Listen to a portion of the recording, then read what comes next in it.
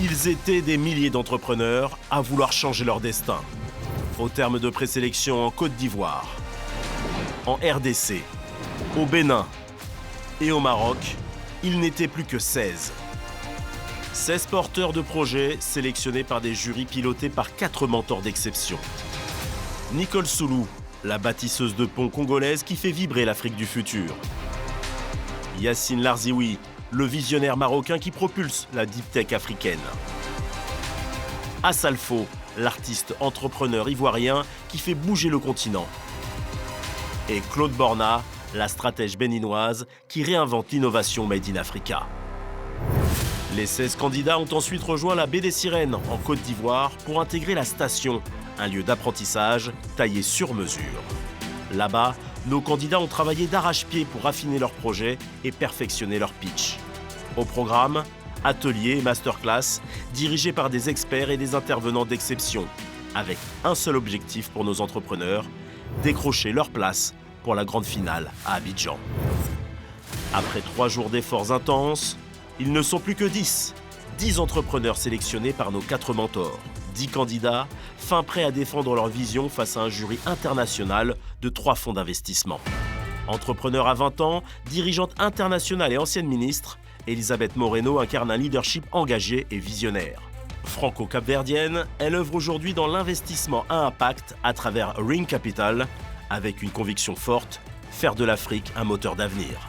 Ce qui va attirer mon attention, c'est la capacité de ces entrepreneurs à mettre en place quelque chose qui n'existe pas. Qu'est-ce qu'ils ont inventé? Qu'est-ce qu'ils ont créé pour rendre ce monde meilleur? Surnommée la Louve du Nasdaq, Asnae Taleb est une ancienne trader d'origine marocaine basée à Dubaï.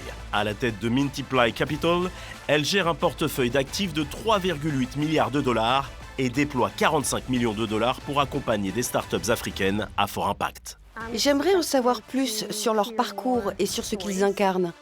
Pourquoi croient-ils en leur mission? En fait, j'aimerais d'abord investir dans les individus, avant même leurs entreprises. Spécialiste de l'investissement et de l'innovation, Alim Nif, d'origine tunisienne, accompagne les entrepreneurs à fort potentiel. Directeur des investissements chez Digital Africa, il soutient le développement de champions technologiques au service d'une croissance inclusive du continent. Le continent africain est le continent de l'entrepreneuriat par excellence. Nous voulons être présents auprès des entrepreneurs africains. Face à eux, nos candidats auront 2 minutes pour convaincre. 2 minutes pour changer leur destin et peut-être celui de tout un continent. Ce soir, place à la grande finale des nouveaux boss. Qui seront les entrepreneurs africains de demain?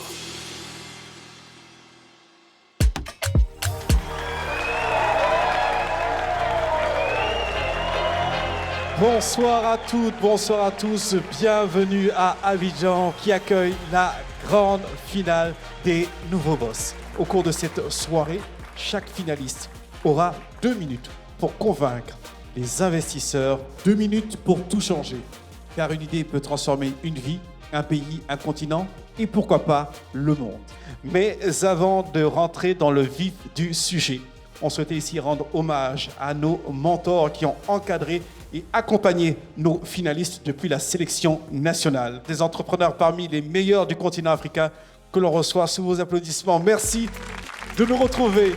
Yacine Larzioui, CEO de l'UM6P Venture au Maroc. Claude Borna, directrice générale de l'agence de développement Sémécité au Bénin. Nicole Soulou, fondatrice du réseau Makutano en République démocratique du Congo. Et bien entendu, vous l'avez reconnu, Assalfo, entrepreneur culturel avec sa structure d'événements Gao Productions et président de la fondation Magic System. Ces finalistes, vous les avez accompagnés, vous les avez vus progresser, douter et se dépasser. Alors, dites-nous, est-ce qu'ils sont prêts à convaincre nos jurys? En fait, la question que je poserais, c'est pas s'ils sont prêts ou pas, s'ils sont parfaitement prêts ou pas. Parce que justement, un entrepreneur, c'est pas être toujours parfait, c'est pas présenter parfaitement un pitch, mais c'est plutôt pouvoir justement évoluer dans l'incertitude, c'est pouvoir se remettre en question, utiliser chaque occasion comme un levier de croissance et pour grandir. Et aujourd'hui, en tout cas, moi, je suis sûr qu'ils vont réussir à convaincre les investisseurs, pas via un pitch parfait, mais plutôt par un discours du cœur, par le fait qu'ils soient de vrais entrepreneurs. Moi, j'aimerais dire merci. Entre vous et les mentors, entre vous et les experts, c'était formidable à voir et vous représentez vraiment ce que l'Afrique a de meilleur à montrer. Alors, merci. Moi, j'ai pas beaucoup de choses à dire.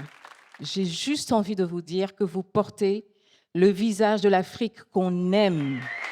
Une Afrique qui ose, qui écrit, qui bouge.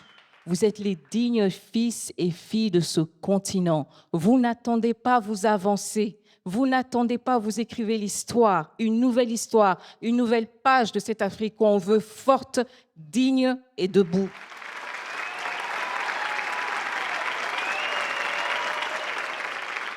C'est l'Afrique dans sa diversité entrepreneuriale qui est réunie ce soir.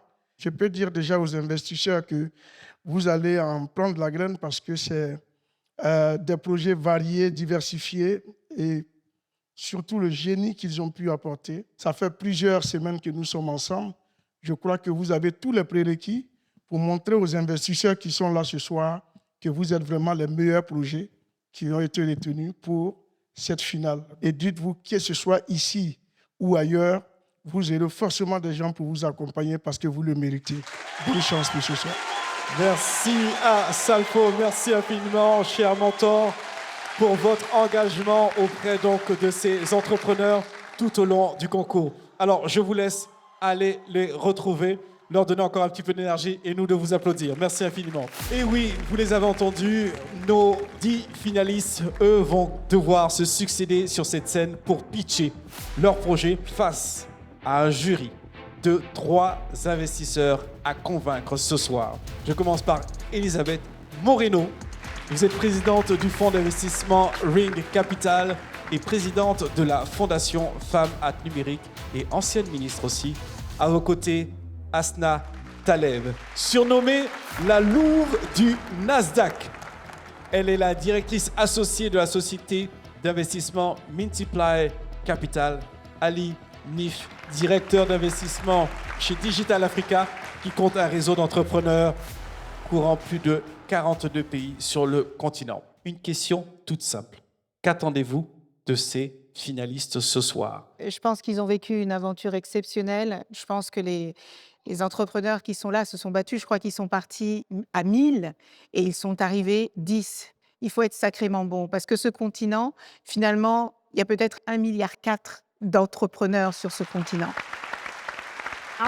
Notre rôle ici est d'apporter notre soutien à la nouvelle génération et à la nôtre afin qu'elles aillent de l'avant et montrent au monde que nous aussi, nous pouvons innover. Et je suis vraiment ravie d'en faire partie. Ce que j'attends personnellement, c'est d'être fidèle justement à cette mission. Je m'attends à voir des success stories et donc soutenir ces entrepreneurs-là en les accompagnant, en les finançant pour que ces entrepreneurs puissent générer des histoires inspirantes et devenir des success stories. Ce continent en est capable, ce continent en a déjà produit pas mal et je pense que le trend, la tendance, elle est bonne. Merci beaucoup, merci infiniment.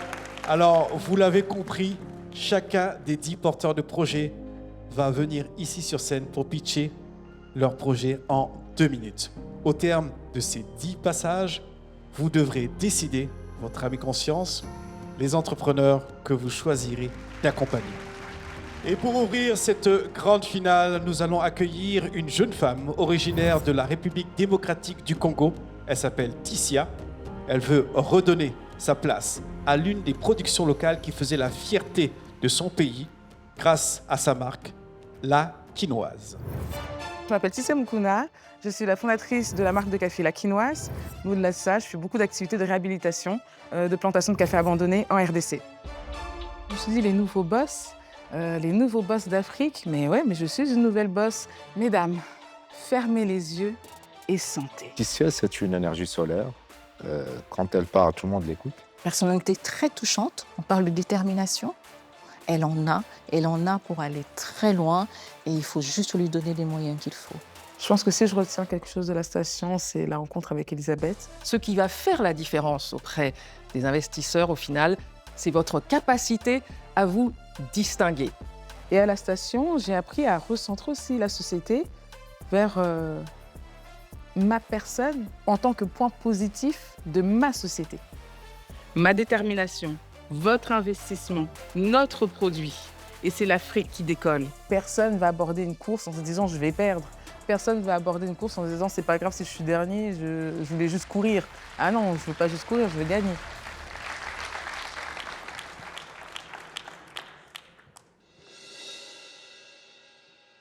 Bonjour. Pour moi, le café a le goût de l'espoir. L'espoir pour des milliers d'agriculteurs congolais de réveiller une industrie endormie depuis plus de 40 ans en RDC. Vous savez, le Congo était l'un des premiers pays producteurs de la seconde boisson la plus bu au monde, le café. Aujourd'hui, ce n'est plus le cas, mais c'est sans compter la détermination d'une femme comme moi. Je m'appelle Tissia Mukuna et avec ma marque de café La Quinoise, je cultive le café, je le transforme dans mon usine moderne et je le distribue en B2B et en B2C via mon programme d'insertion Un chariot, un boulot. Au-delà de ça, je relance des plantations de café abandonnées partout en RDC.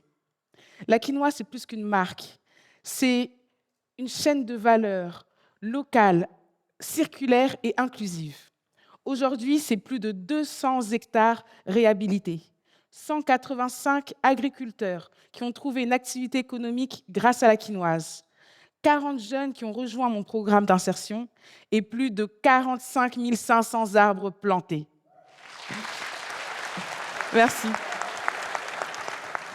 Aujourd'hui, nous recherchons 275 000 € contre 15% de part de notre société afin d'augmenter notre production de 60% en un an, élargir notre parc de distribution et monter à l'échelle dans un marché de plus de 200 milliards de dollars. Imaginez, mon plus gros client est la plus grande société minière de la RDC, soit 10 000 personnes consomment mon café chaque jour.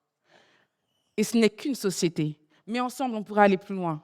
Ma détermination, votre investissement, notre produit, et c'est l'Afrique qui déconne, c'est l'Afrique qui se réveille avec le café de l'espoir. Merci.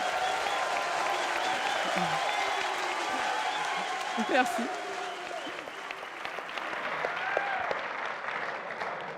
Félicitations. Merci. Bravo. D'abord, vous êtes lumineuse et vous avez parfaitement bien présenté.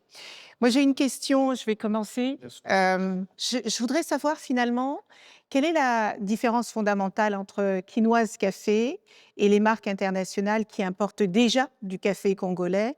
Alors, contrairement aux marques internationales, nous, on a toute la chaîne de valeur.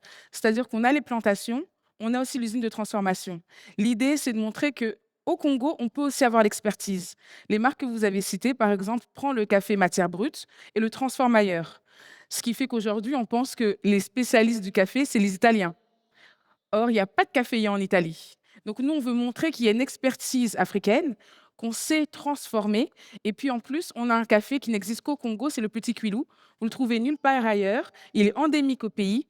Et donc, ça fait aussi notre différenciation. Quel est votre mode de distribution? Alors, on le distribue en B2B. En B2B, c'est auprès des hôtels. Et on le distribue aussi auprès des restaurants et cafétérias. Et aussi en B2C, avec un programme d'insertion qu'on a créé. Ce sont des chariots. On va former les vendeurs en vente, en hygiène, en environnement. Et là, ils sont indépendants et distribuent notre café donc en B2C directement auprès de la population. Si je suis un hôtel et que je reçois deux offres, l'une d'un distributeur international de café, l'autre de votre part, pourquoi devrais-je choisir la vôtre? Tout simplement parce que notre café est excellent. On a gagné un prix en 2023 du meilleur café du monde à Paris, au Salon international de l'agriculture. Nos prix sont très compétitifs parce qu'on a toute la chaîne de valeur, donc ce qui fait qu'on est moins cher que certains de nos concurrents. Et puis aussi, on a une relation très, très forte avec nos partenaires. Par exemple, avec les entreprises, on va les accompagner sur tout leur petit déjeuner, sur une formation de dégustation de café. Donc, on a quand même une relation aussi humaine qui fait aussi notre différence. On sent bien qu'il y a une passion derrière le projet, animé aussi par ce patriotisme. Bravo, bravo à vous. J'identifie tout de même un risque d'éparpillement. Le fait que vous couvrez toute cette chaîne de valeur entre la formation, la réinsertion, la réhabilitation des terres, la distribution, le packaging. Donc, vous vous éparpillez énormément. Qu'est-ce que vous répondez à ça? En fait, on segmente beaucoup. Par exemple, sur nos programmes de chariot, ce ne sont pas mes employés, ce sont des indépendants. Chacun a un superviseur qui est un charroi de chariot. Donc, du coup, nous, ça nous permet de ne pas nous éparpiller au niveau du B2C, mais c'est une entrée d'argent pour nous aussi. Nous, on se concentre surtout sur le B2B. Donc, finalement, pour notre business model, il est très simple, c'est sur le B2B. Et aussi, au niveau de la relance des plantations, nous, ça nous permet tout simplement d'avoir du bon café et de répondre aux exigences de nos clients. Donc ce que vous voyez comme un éparpillement est très bien segmenté. Je voudrais savoir votre vision à long terme de la Quinoise Café. Parce que vous êtes très fiers et vous avez raison d'être très fiers de ce que vous faites. Mais je voudrais savoir si vous travaillez sur une question de fierté nationale. Est-ce que vous avez plutôt envie de créer une marque africaine qui rayonne à l'international ou est-ce que vous êtes plutôt sur un modèle de souveraineté nationale? C'est quoi votre vision à long terme? Alors ma vision concrètement, c'est qu'un jour vous soyez au Mexique et vous voyez la quinoise au supermarché. Tout simplement qu'on puisse...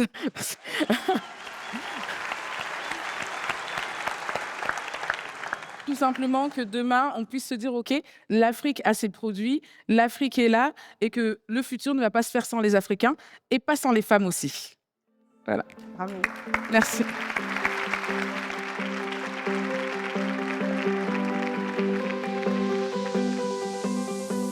Alors, super, je suis contente.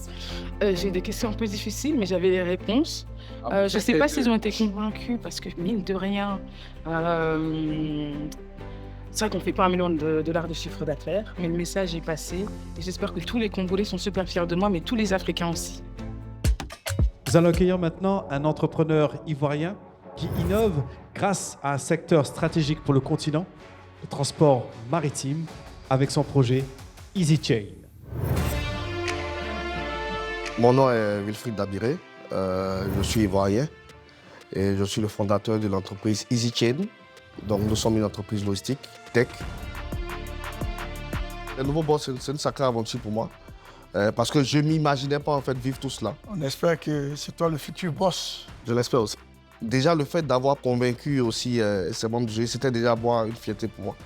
Et moi, il y a eu une parole qui m'a touché, c'était de Régis Bamba. C'est mon projet coup de cœur et je suis persuadé que cette entreprise peut être valorisée à plusieurs milliards de dollars. Donc pour moi, déjà, j'avais déjà gagné. Je savais que, quelle que soit l'issue en fait, des nouveaux boss, il y avait du potentiel en fait, pour ce que j'étais en train de bâtir. Wilfried, projet solide, projet scalable, projet qui, pour moi, est l'un des meilleurs projets de démission. Je l'ai écouté dans les répétitions. C'est quelqu'un qui est vraiment prêt. Je suis passé du tabac des aéroports au quai des ports et aujourd'hui, ma mission est de rendre le commerce africain plus fluide, transparent et accessible. Il a toute la connaissance nécessaire pour développer une boîte qui veut transformer ce challenge en une opportunité pour l'Afrique. L'une des masterclass qui était la plus importante pour moi, c'était le personal branding. On connaît qui il est, Wilfried. Il est la marque qu'il devrait incarner. Personne d'autre ne devrait faire ce qu'il fait. Dans l'ensemble, voilà, c'est vraiment une expérience que je pourrais recommander à d'autres entrepreneurs.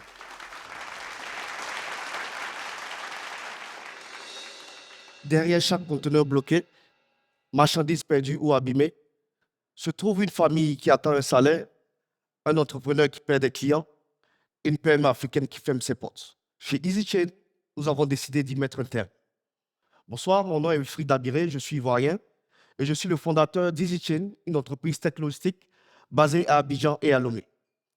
Avant de devenir entrepreneur, j'ai travaillé comme steward pour une compagnie aérienne, puis comme agent maritime. Deux métiers où j'ai vu au quotidien les difficultés du commerce intra-africain. En 2016, j'ai cofondé Will Evans Company, ici à Abidjan, une société d'importation de sel. Mais très vite, j'ai été confronté à la réalité des problèmes logistiques. Des retards de livraison, des paiements bloqués, des frais bancaires élevés et un manque total de visibilité sur mes expéditions. C'est à ce moment-là que j'ai réalisé qu'il fallait que je digitalise et simplifie le commerce transfrontalier en Afrique. C'est ainsi qu'est né EasyChain. EasyChain est une plateforme numérique déjà disponible sur App Store et Play Store qui permet aux PME de réserver leurs expéditions, suivre leurs colis en temps réel et de payer en toute sécurité. Notre solution permet de réduire de 60% les frais de transaction et de 40% les délais logistiques. Aujourd'hui, c'est plus de 1000 clients sur notre plateforme avec plus de 5000 expéditions internationales et un revenu mensuel récurrent de $30 000. Nous avons aussi levé $100 000 auprès de partenaires comme le Baobab Network, Oda Nepad et la CDAO Et nous collaborons également avec Africa Global Logistic, un des leaders du transport en Afrique, afin d'intégrer notre plateforme à leur système et faciliter nos opérations dans toute la sous-région. Aujourd'hui, nous levons 300 000 euros, contre 10%, pour déployer notre plateforme au Togo, en Côte d'Ivoire, au Sénégal, réduire de 60% les délais logistiques et passer de 1 000 à 3 000 clients dans les 12 prochains mois. Je suis passé du tarmac des aéroports au quai des ports et aujourd'hui, ma mission est de rendre le commerce africain plus fluide, transparent et accessible. Chez EasyChain, nous voulons que chaque PME puisse payer, expédier et se développer sans frontières dans toute l'Afrique. Je vous remercie.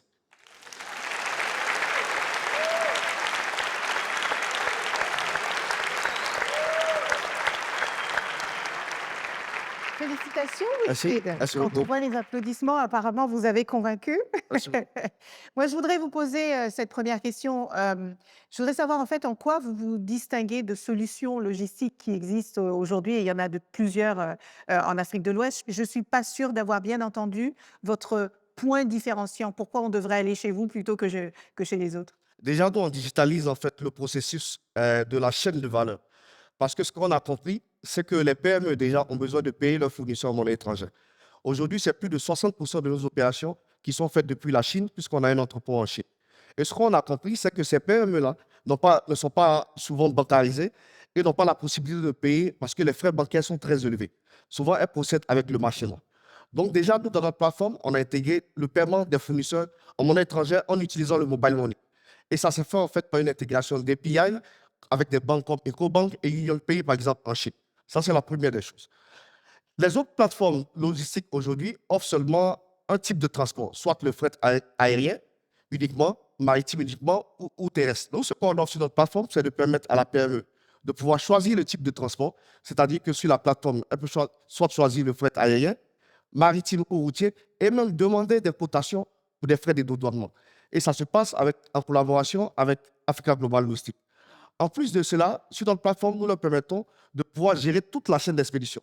Quand la PME paye ses fournisseurs, elle a un numéro de tracking. Lorsqu'elle expédie son colis, elle peut suivre son colis de bout en bout. Et après, elle peut aussi mettre des feedbacks en fait, sur la plateforme. Donc, on a combiné en fait, tous ces modes de transport dans une même plateforme pour faciliter en fait, les échanges. J'ai testé la plateforme pendant votre pitch sur EasyChain. Il n'y a sur le fret maritime, il n'y a que des ports Afrique de l'Ouest. Fallait cliquer sur Autres services. Dans Autres services, vous allez trouver des services de fret aérien, maritime et routier. Dans Autres services, vous allez trouver des services de consolidation. Et vous pouvez cliquer maintenant des services de consolidation de fret aérien, maritime et routier. Et pourquoi cette organisation du site? Pourquoi avoir fait une plateforme uniquement pour le commerce ou le transport maritime en Afrique de l'Ouest, entre ports de l'Afrique de l'Ouest, et sur votre service, le reste du monde? Parce qu'au départ, on a débuté avec une plateforme digitale et on est en train de travailler en ce moment sur un projet de cabotage maritime. C'est le fait de connecter des ports principaux aux ports secondaires qui sont situés sur une même côte. Donc aujourd'hui, notre mission, c'est de pouvoir permettre à un client qui est à Abidjan ou à Dakar de pouvoir facilement envoyer son colis à Bissau, à Banjul. Parce que ce qui se passe actuellement, c'est que si aujourd'hui vous commandez un conteneur de Miami à Abidjan, moi je vous donne la cotation en 5 minutes. Mais si on décide tout de suite d'envoyer un conteneur d'Abidjan à Banjul ou à Bissau, on ne pourra pas avoir de cotation. Pourquoi? Parce que ces lignes-là sont inexistantes. Donc, ce qui se passe, c'est que ce conteneur-là va être pris par une grosse compagnie maritime, remonté sur des hubs logistiques internationaux comme Anvers, Rotterdam, et un autre bateau le prendra et reviendra. Ce qui fait que les délais logistiques sont longs et le fret est le plus cher au monde. Vous travaillez sur un segment très compliqué. Exact. Et je pense que tout le monde, tous ceux qui ont opéré en Afrique savent combien c'est compliqué et il faut limite faire du prosélytisme pour dire qu'il faut appuyer, soutenir le commerce interpays africain. Donc, félicitations pour ça. J'aimerais bien mieux comprendre un peu les partenariats que vous avez noués à ce jour, parce que est-ce que c'est des partenaires, est-ce que c'est des concurrents, comment ça se complète? OK. Aujourd'hui, nous, on a débuté, on a une tech logistique. Donc, on a débuté en fait par les envois et les réceptions de marchandises avec nos clients, mais on n'est pas des transitaires, par exemple. Donc, on ne peut pas offrir un service de dédouanement de marchandises. Donc, on s'est appuyé sur un leader du transport en Afrique. Donc, ce qui nous permet en fait d'intégrer en fait ce service de dédouanement sur notre plateforme digitale. Donc, on intègre. Mais le paiement passe par vous ou la PME doit. Le paiement passe par la plateforme EasyChain. OK. Et nous, on reverse en fait, voilà, à AGL, en fait, voilà, leur commission. J'ai une dernière question sur les défis qu'il y a sur l'infrastructure. Comment EasyChain protège la planète avec tous ces transports qui polluent, etc., etc. Aujourd'hui, comme je disais, il faut qu'on connecte nos ports entre eux. Et aujourd'hui, on a compris que si on veut aller sur des conteneurs, il sera difficile pour des PME de pouvoir en fait commander des conteneurs parce qu'elles n'en ont pas les moyens. Aujourd'hui, notre projet de cabotage sur lequel on est en train de travailler, c'est de mettre un navire voilier. Et le navire voilier est propulsé à 90% par le vent. Donc, il n'est pas dépendant en fait des énergies fossiles. Il ne pollue pas et il dépend en fait d'une énergie qui est gratuite, abondante et prédictible grâce à des systèmes de routage comme l'IA. Merci beaucoup, Wilfried. Merci beaucoup. Bravo. Merci.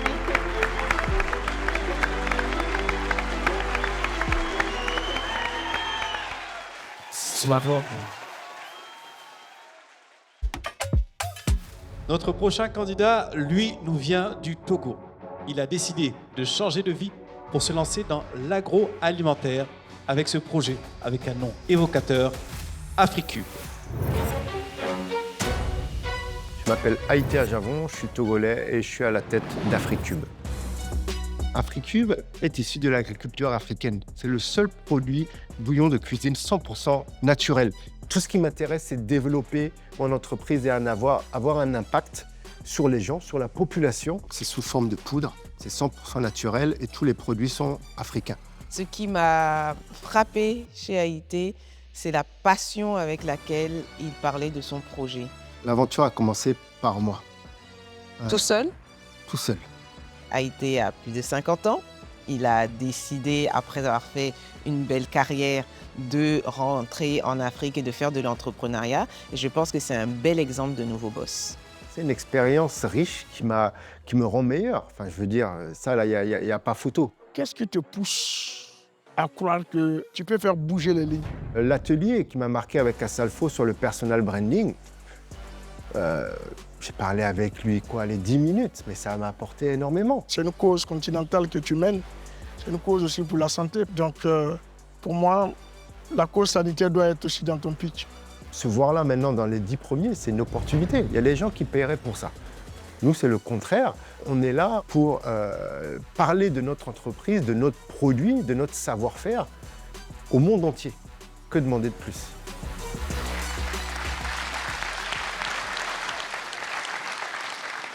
Bonsoir à tous. Comme nous le savons tous, l'Afrique regorge d'épices savoureuses et variées. Et pourtant, la base alimentaire de la majorité des Africains aujourd'hui réside dans un cube rempli de produits chimiques et synthétiques. Un cube qui n'est pas de chez nous, un cube qui n'est pas produit par nous, un cube sur lequel nous ne gagnons rien, un cube bourré de sel et d'additifs alimentaires. Bonsoir, je m'appelle Haïté Ajavon, je suis togolais et je vous présente AfriCube. AfriCube, c'est une alternative saine, locale et abordable. Innovant, précurseur, nous sommes les seuls bouillons 100% naturels sur le marché actuellement. AfriCube est composé d'éléments locaux adaptés à notre consommation. Il est excellent pour votre santé. Il est vecteur de création d'emplois et de richesses. Aujourd'hui, je suis venu vous parler d'une opportunité d'investissement impactant, rentable et viable. Les chiffres sont très parlants. 200 millions de cubes vendus chaque jour sur le continent africain. Rien qu'au Sénégal, le marché représente 260 millions de dollars. De notre côté, AfriCube, c'est déjà 18 millions d'unités vendues à travers l'Afrique et l'Europe. Un besoin identifié, un produit validé sur le marché et une demande bien plus forte que l'offre. Aujourd'hui, c'est clair, nous devons passer à l'échelle. Nous devons financer cette croissance. Avec vous, nous allons lever 1 million d'euros en échange de 33% de notre capital. Nous avons 3 objectifs très clairs. 1, la réduction de nos coûts. Nous devons acheter nos matières premières en gros et à la bonne saison, couplées avec de l'exploitation agricole de certains de nos intrants. Deuxième chose, nous devons installer une unité de production moderne pour augmenter notre capacité de production et améliorer notre productivité. Et enfin, nous devons lancer une campagne publicitaire afin de faire connaître le produit à tout le monde et s'installer durablement dans l'écosystème africain dans les 5 à 10 ans.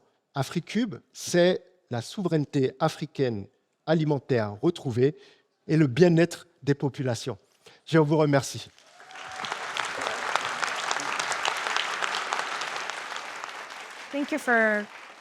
Merci pour votre pitch. Ma première question concerne la concurrence. Qu'est-ce qui vous différencie des autres produits actuellement sur le marché? C'est très simple. On ne fait pas le même produit. Mon produit est 100% naturel. Tous les autres cubes sont composés de produits chimiques, notamment le glutamate monosodique. Tous nos produits sont organiques, viennent de la terre. Les autres, ils ont tout un composant chimique. Si demain, les grands groupes lancent une gamme 100% naturelle et 100% africaine, comment allez-vous rivaliser avec eux? Moi, c'est très bien, c'est un challenge. Ça veut dire que je suis déjà à un niveau et qui s'intéresse à moi. Moi, j'aime ça. J'aime le challenge. Ça veut dire que je les ai titillés. Et tant mieux, parce que ça veut dire qu'on aura encore plus de marques qui vont produire des produits naturels. Et c'est tant mieux pour le consommateur et nos populations. Donc, Formidable. Mais vous n'avez pas répondu à ma question. Comment comptez-vous rivaliser avec eux? nous, on sera les premiers dans tous les cas. Donc, tous ceux qui vont venir après nous seront des gens qui vont copier. Et je pense que nous sommes une société africaine et les gens vont interagir avec nous tant tels. Donc, la compétition, c'est ça aussi qui nous fait grandir. Donc, je vais les accepter de toute façon, c'est inévitable. Haïté, je voudrais... D'abord, moi, je trouve que votre projet est fantastique parce que vous alliez à la fois la santé, le goût, la dignité. Je trouve que c'est un beau projet. Il y a 1,4 milliard d'Africains. Je pense qu'au moins 80% d'eux utilisent le cube.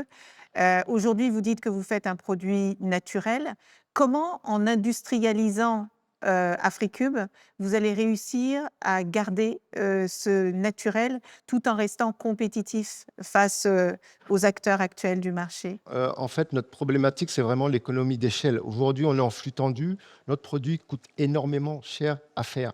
À partir du moment où on sera capable d'avoir des stocks, d'acheter à la tonne, d'avoir des contrats fournisseurs sur l'année, on pourra vraiment bénéficier d'un bon prix. On pourra projeter le coût de notre produit sur chaque année. Aujourd'hui, mon AfriCube peut coûter tant. Dans 3 mois, il va être peut-être 2 fois plus cher. Dans combien de temps est-ce que vous pensez que ce rêve deviendra réalité? D'ici 2 ans.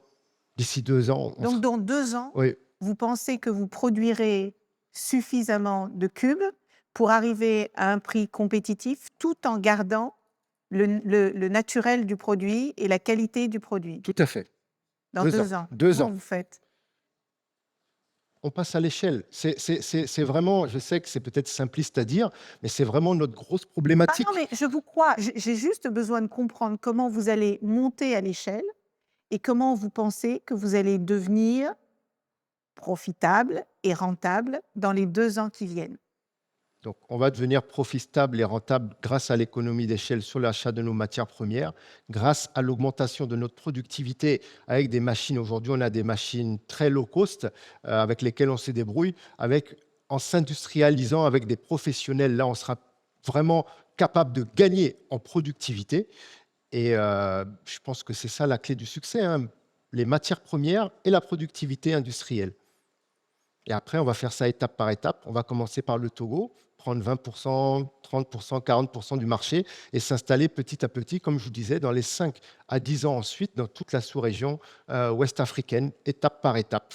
Je vois dans votre dossier que le prix de vente est actuellement situé à 250 francs CFA, vous confirmez? Non.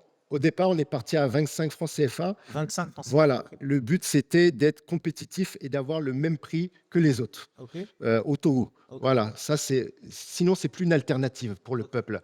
Aujourd'hui, on est passé à 50 francs CFA parce que tous les cubes ont augmenté au Togo aussi. Donc aujourd'hui, on est à 50 francs CFA. Et donc, vous êtes aujourd'hui au même prix que vos concurrents chimiques, industriels, importés. Tout à fait.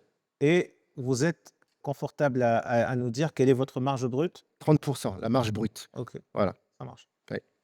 Bon courage. Merci beaucoup.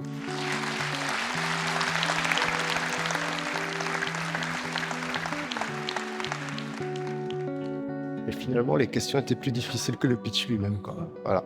Donc ça, je m'y attendais pas. Et mais c'est pas grave. Moi, l'important, c'est qu'on a compris ce que je faisais, on a compris l'impact. Et voilà. J'espère que ça va attirer des distributeurs, des investisseurs et des clients. Et là, je suis soulagé. Notre prochaine candidate est originaire du Maroc. Iba, une jeune maman, doublée d'une chef d'entreprise qui a mis l'artisanat, la technologie et la créativité au cœur de son projet, Ashkids. Je suis Hiba Rieti et je suis la fondatrice de la société Ashkids. Nous sommes des créateurs et des fabricants de mobilier enfant. J'ai commencé ce projet quand je voulais faire la chambre de ma fille et je n'ai pas trouvé ce que je voulais dans le marché. Le nouveau boss, c'est une expérience exceptionnelle. Nous avons vécu des moments de stress, de pitch. Et c'est là où j'ai décidé d'utiliser mon héritage de compétences puisque je suis aussi menuisière. Ok, d'accord, voilà. Et fille d'un menuisier. Iba, c'est une histoire qu'elle raconte à travers ce métier. Elle hérite de la passion et du talent de ses parents. Et l'histoire, je pense qu'elle a commencé très très tôt, il y a longtemps, quand j'étais petite et quand j'avais pas ma chambre d'enfant. Oui. Hiba, pour moi, c'est le rêve africain qui se matérialise. Je pense qu'elle a tout ce qu'il faut. Elle a la rigueur, elle a la vision. Quand j'ai annoncé à mes amis que je veux conquérir une grande enseigne que nous avons au Maroc, ils m'ont dit, mais tu rêves, c'est pas possible. Nous portons derrière nous une mission, un rêve. Nous sommes tous des rêveurs et nous travaillons dur pour arriver à nos objectifs. Aujourd'hui, cette enseigne nous a commandé quelques produits pour les mettre en vente dans leur magasin. Et nous serons des entrepreneurs de l'Afrique de demain, des piliers d'économie nationale de nos pays. Bonsoir. Quand j'étais petite, je n'avais pas ma chambre d'enfant. Aujourd'hui, je travaille chaque jour pour faire d'Ashkids un futur leader mondial de mobilier enfant, inspirant et créatif. Je suis Hiba Rieti et je suis la fondatrice de la société Ashkids. Nous sommes des fabricants et des créateurs des espaces créatifs pour enfants avec du mobilier innovant et personnalisé. J'ai commencé ce projet quand je voulais faire la chambre de ma fille et je n'ai pas trouvé ce que je voulais dans le marché. Il n'y avait que du mobilier standard. Et c'est là où j'ai décidé de faire la sienne et c'était une réussite. Je me suis mis à fabriquer un destiné à la commercialisation que j'ai vendu facilement sur les réseaux sociaux. J'avais peur au démarrage, je ne savais pas si je vais réussir à le vendre. Surprise, il y avait beaucoup de commandes. Et c'est là où je me suis mis à fabriquer 2, puis 4, puis 6. Aujourd'hui, nous avons un atelier fonctionnel avec un process de production semi-industriel. Nous avons une équipe de 15 personnes et un magasin sur 560 mètres carrés dans un centre commercial bien présent à côté des grandes marques internationales. Je suis aussi menuisière et fille d'un menuisier et grâce à ce savoir-faire, je voulais montrer à mon père, à tous les artisans et à toute la jeunesse que rien qu'avec de la volonté, un savoir-faire, de l'ambition, on peut créer des marques internationales. Nous cherchons 300 000 € contre 10% de la société pour tripler notre productivité, augmenter notre image de marque et digitaliser notre process de production. Nous avons besoin de vous maintenant, au moment où tout s'accélère, pour rejoindre notre aventure et créer ensemble la référence mondiale de demain de l'épanouissement de l'enfant né du Maroc, né du continent, né de l'Afrique. Bravo Hiba. Merci. Vous avez une très jolie histoire personnelle. Je trouve ça formidable, une ancienne enseignante qui se lance dans ce genre d'aventure. Moi, la question que je vais vous poser, elle est liée à la concurrence féroce qu'il y a dans les meubles pour enfants. Aujourd'hui, il y a plein d'acteurs qui font ça. La question que je me pose, c'est est-ce que vous êtes un acteur supplémentaire qui fabrique des mobiliers pour enfants et qui sont magnifiques, ou vous êtes plus sur la pédagogie, les produits un peu ludiques? C'est quoi votre positionnement aujourd'hui? Alors, au Maroc, nous avons 2 catégories de concurrents. Il y a les grandes surfaces où il y a des produits industriels et il y a les menuisiers. Et nos clients, ils nous choisissent parce que nous offrons un service de personnalisation avec un design exceptionnel qui est très joli et aussi parce qu'on garantit la sécurité et les normes pour les meubles. Au Maroc, tout le mobilier enfant aux normes, ce sont des produits d'importation. Aujourd'hui, je réagis pour représenter la fabrication locale en termes de mobilier enfant. Investir autant dans une unité industrielle, est-ce qu'il n'y avait pas moyen, plutôt que de faire soi-même, de compter sur un réseau de prestataires menuisiers, une histoire qui vous parle, et qui peuvent rendre votre production beaucoup plus scalable. Au lieu de vous appuyer sur votre propre unité de production, pourquoi avoir fait ce choix qui vous place dans un casse-tête où il faut mobiliser quasiment 3 millions d'euros, etc. Vous savez très bien qu'on ne peut pas compter que sur le capital humain pour scaler. On a besoin des process, des procédures et une unité industrielle bien maîtrisée. Alors, c'est ça l'objectif. Notre ambition, elle est grande, c'est rentrer dans le marché international. Il est temps que l'Afrique fabrique, il est temps que le Maroc fabrique des produits pour éviter aussi... Je ne conteste pas la fabrication locale. Ce que je conteste, c'est que vous fabriquez ou un réseau de prestataires. Au Maroc, il y en a des artisans, des ateliers qui peuvent fabriquer pour vous et vous éviter des actifs et des immobilisations qui sont importantes. Alors, c'est ce que je vous ai dit, c'est difficile de gérer plusieurs prestataires, des menuisiers et contrôler aussi la qualité de fabrication et le niveau des petits détails qu'on suit. On a un produit qui est particulier, destiné à l'enfant. Il y a plusieurs caractéristiques qui sont très importantes à gérer. Il y a le design, il y a la sécurité tout d'abord, les normes internationales. Et les parents d'aujourd'hui, ils ne veulent pas n'importe quel lit pour leur enfant. Ils veulent un espace créatif où leur enfant il peut évoluer, jouer. Est-ce que vous pouvez me dire, c'est quoi le coût moyen de fabrication de ces jolies chambres, de ces jolis meubles que vous nous montrez là? 2 000 €. Parce qu'on ne vend pas que des meubles, on vend tout un espace, un design, des solutions pour les parents. D'accord, donc ce n'est pas la fabrication du meuble, c'est la solution globale qui fait que vous arrivez à 2 000 €? Oui. Et c'est pour ça que je vous posais la question tout à l'heure, au début, de savoir si vous êtes sur les meubles ou si vous êtes dans une solution ludique où vous allez apporter plus que juste une chambre d'enfant, où vous allez pouvoir répondre à la concurrence différemment. C'est la nouvelle industrie que je cherche aujourd'hui. C'est le 4.0, c'est l'industrie personnalisée et on est sur la proposition d'un espace complet pour enfants. Et nous fabriquons aussi le meuble. Et je réponds aussi à votre question sur c'est quoi le maximum de chiffre d'affaires qu'on souhaite avoir. J'ai commencé le pitch par dire que je veux qu'on soit des leaders de mobilier enfant à l'échelle mondiale. Le marché mondial, il est de 50 milliards de dollars. Et ce qu'on souhaite atteindre, c'est les 20% de ce marché. Si j'investis 100 000 $, dans combien d'années je peux espérer un retour sur investissement? Alors, si vous investissez 300 000 €, vous pouvez avoir le retour sur investissement la première année. Mais on a besoin des 300 000 €. Pour les 100 000 €, je n'ai pas fait le calcul. Donc, Asna, elle vous dit qu'elle veut investir 100 000. Je dois faire le calcul. J'ai fait le calcul pour 300 000 €.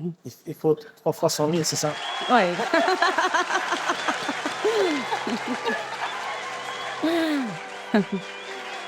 Hiba, félicitations. Hiba. Merci beaucoup. Merci beaucoup. Merci. Au démarrage, je ne savais pas qu'est-ce qui s'est passé. Et de regarder, j'ai cru que je n'étais pas sur le bon point. Soulagé? Ouais, quand même, soulagé. Notre candidat suivant nous vient du Cameroun. Son ambition, protéger les entreprises et les institutions africaines dans un domaine délaissé grâce à sa société RH Open Labs. Je m'appelle François-Xavier Djimgou. Je viens de Douala au Cameroun. Je suis le cofondateur de l'entreprise RH Open Labs. Depuis ces 5 dernières années, on observe une augmentation exponentielle des cyberattaques. C'est fort de ce constat que nous avons cofondé RH Open Labs avec une ambition, devenir le champion africain de cybersécurité.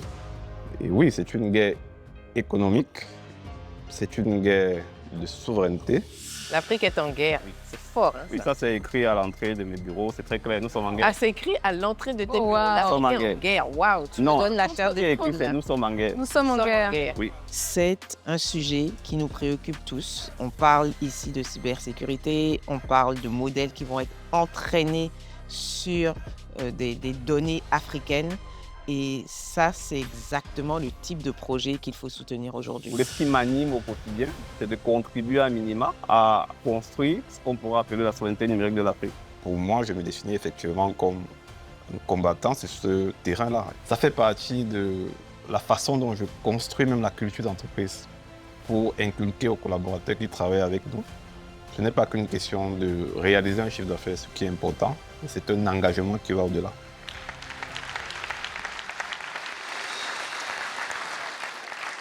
L'Afrique est en guerre. Bombardée par près de 500 cyberattaques par entreprise par jour, handicapée par plus de 100 000 profils en cybersécurité manquants sur le continent, et piégée dans une cyberdépendance aux éditeurs étrangers qui constituent une menace directe pour sa souveraineté.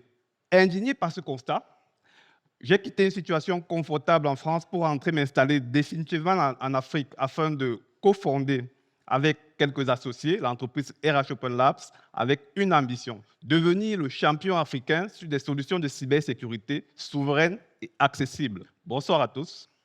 Je m'appelle François-Xavier Djimgou. Je viens de Douala au Cameroun. Je suis titulaire d'un MBA de l'École de guerre économique de Paris et je cumule une quinzaine d'années d'expérience dans le domaine de la cybersécurité auprès des multinationales à la pointe de la technologie. Notre solution est une infrastructure de cybersécurité souveraine et contextualisée, constituée d'un ensemble de composants technologiques capables de suivre le système d'information d'une organisation, détecter et répondre aux cybermenaces qui menacent notre continent. Nous avons également créé un institut de formation afin de développer l'expertise locale pour exploiter cette solution. Aujourd'hui, nous générons en moyenne 120 000 € par an grâce à notre activité de consulting, ce qui nous a permis de développer notre solution, de conserver notre savoir-faire, notamment nos talents clés. Nous recherchons aujourd'hui 1 million d'euros en CFO contre 15% de notre capital afin d'accélérer notre développement commercial. Nous visons environ 500 entreprises dans les 5 prochaines années dans la sous-région, aménager un centre d'opération de cybersécurité de classe mondiale avec une capacité d'environ 30 analystes, optimiser nos solutions grâce à l'intelligence artificielle et continuer de former les talents locaux qui vont nous permettre de soutenir notre croissance. Donc, investir dans RH Open Lab, ce n'est pas seulement soutenir une entreprise technologique, mais c'est aussi contribuer à bâtir un champion de cybersécurité dans cette bataille mondiale pour la souveraineté numérique. Pour cela, nous avons besoin de vous. Merci.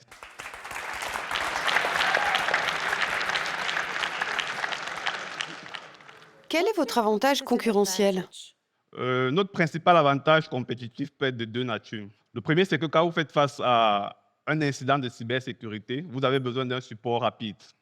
En général, les solutions d'éditeurs qui coûtent excessivement cher, c'est l'un des avantages, je reviendrai sur le coût. Le second problème, c'est que le support de ces solutions sont toujours à l'étranger, notamment parfois dans des fuseaux horaires différents. Donc, ce que nous, on apporte, c'est l'expertise locale et un accompagnement et un support de proximité. Mais le deuxième élément, c'est surtout le coût, effectivement, parce que nos solutions ne sont pas sujettes aux licences, comme c'est le cas pour les solutions d'éditeurs étrangers, qui coûtent trop cher pour les PME qui n'ont pas de budget pour pouvoir y accéder. Une PME qui a moins de 100 actifs à protéger n'a pas le budget pour s'offrir des licences qui coûtent plusieurs milliers de dollars et n'a pas l'expertise pour pouvoir exploiter la solution quand elle peut l'acquérir. François-Xavier, bravo de vous intéresser à un projet aussi essentiel que celui-là. Moi, la question que je me pose, c'est de savoir si vous êtes plutôt une entreprise de services, un éditeur de logiciels, c'est une plateforme hybride. Qu'est-ce que vous proposez en fait? Oui, c'est une plateforme hybride. Nous sommes dans le B2B, mais l'accès aux services est de deux façons. Ça peut être en service managé, c'est-à-dire que nous avons nous-mêmes une infrastructure socle hébergée chez un opérateur local qu'on peut proposer aux clients sous forme de service managé. Donc, on va installer des agents dans le système d'information et faire nous-mêmes le travail de surveillance, détection et réponse à incidents. Le deuxième élément, c'est que comme c'est une infrastructure que nous avons développée, nous le déployons aussi clé en main pour des clients qui souhaitent avoir de l'autonomie. Donc, on peut déployer un socle complet pour un client et on le forme à l'exploiter lui-même en interne. Donc, voilà les deux aspects. Ok, je comprends mieux, mais la cybersécurité, parce que vous voyez ça d'un point de vue continental, n'est-ce Oui. pas? Comment vous allez faire, vous tout seul, même avec tout le talent que vous avez, pour résoudre les questions de cybersécurité sur le continent, sans engager les politiques, sans engager... Vous voyez ce que je veux dire? Oui, c'est d'ailleurs l'un des leviers sur lesquels on va s'activer quand on aura, je l'espère, levé, parce qu'il y a un travail de conviction, de sensibilisation, y compris des autorités. Donc, le dispositif que nous proposons comme solution, c'est le SOC. Security Operations Center. Il s'appuie sur 3 piliers. La technologie que nous avons développée, les ressources humaines que nous formons, parce que c'est l'un des piliers majeurs. J'ai indiqué tantôt une pénurie de plus de 100 000 professionnels qualifiés. Donc, on a un institut de formation pour former les ressources humaines qui vont exploiter cette solution. Et nous développons en même temps des process qui sont contextualisés, parce que la façon dont on répond aux incidents dépend de l'environnement, dépend des conditions de cet environnement-là, et ce sont donc des process que nous développons au fur et à mesure, qui nous permettent donc de répondre à une problématique très locale, très contextualisée. Moi, ma question, c'est par rapport au processus de vente. Oui. Aujourd'hui, les acteurs que vous identifiez comme étant des acteurs stratégiques, les banques, les assurances, la microfinance, etc., est-ce que vous vendez directement à ces acteurs-là ou c'est plutôt des appels d'offres auxquels vous répondez? Les deux. Depuis ces 2 dernières années, il y a beaucoup d'appels d'offres sur les SOC, avec la particularité d'avoir des SOC autonomes ou souverains, si vous voulez. Donc, on répond régulièrement à des appels d'offres, mais on n'en a pas gagné beaucoup parce qu'on avait un problème de notoriété. C'est pour ça qu'on fait des partenariats stratégiques avec des acteurs qui ont déjà ces grandes boîtes-là comme clients pour pouvoir répondre ensemble aux appels d'offres. Mais l'essentiel du montant que nous demandons va être consacré au développement commercial. Parce qu'il y a un vrai souci non seulement de conviction sur la capacité à pouvoir proposer une solution d'excellence qui rivalise avec les autres solutions, même à coût abordable, mais aussi il y a un problème de compréhension des risques qui nécessite beaucoup de pédagogie et de sensibilisation. Merci beaucoup. Merci.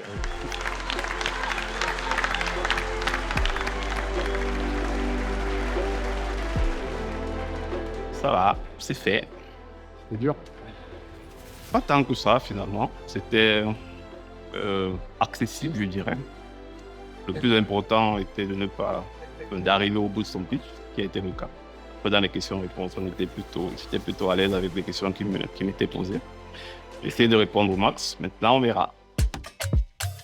Le candidat qui va faire son entrée ici nous vient de la Tunisie. Yacine s'est posé une question toute simple. Et si les déchets pouvaient devenir une source d'énergie propre? Sa réponse tient en un mot, BioHeat. Yacine Khlifi, fondateur du projet BioHeat qui s'intéresse essentiellement à la valorisation des grillons d'olive pour produire un combustible solide. Lorsque j'ai reçu le Golden Pass, j'ai dit en soi-même, je dois terminer jusqu'au bout. Yacine, c'est un ingénieur dans l'âme, mais c'est aussi un visionnaire. C'est le projet exemplaire. Vraiment, il coche toutes les cases. Et puis surtout, c'est un projet qui est porté par un entrepreneur qui nous touche. Le jour où j'ai décidé de faire le concept, j'ai eu l'information que j'ai un cancer du sang. C'était un cancer dans un stade avancé. Et j'ai dit, si je meurs, je vais laisser l'empreinte. Je suis heureuse qu'il ait pu partager, qu'il a pu transformer ça en énergie, qu'il a pu transformer ça en opportunité, qu'il en a fait une mission. J'ai vaincu le cancer qui est une maladie, mais en même temps, j'ai gagné BioHeat. Mon projet, c'est lui qui m'a sauvé ma vie. Je retiens de la station, tous les moments étaient forts. On partage tout, même notre vie personnelle. C'était vraiment une famille. Tu vas jusqu'en finale et puis bon, on va voir la suite. Ok Yacine, continue tout droit, tout droit. Ouh! Sur Hamid, moi je suis fan de lui, donc j'ai lu pas mal de ses écritures. Des moments de vérité. J'ai jamais pensé de rencontrer ce grand monsieur. Dans des situations comme ça, il faut que quand même quelqu'un prenne le groupe en main. Et de chaque mentor, tu peux tirer le maximum. Et je sens aussi, il y a un Yacine, moi, avant station, Yacine après station.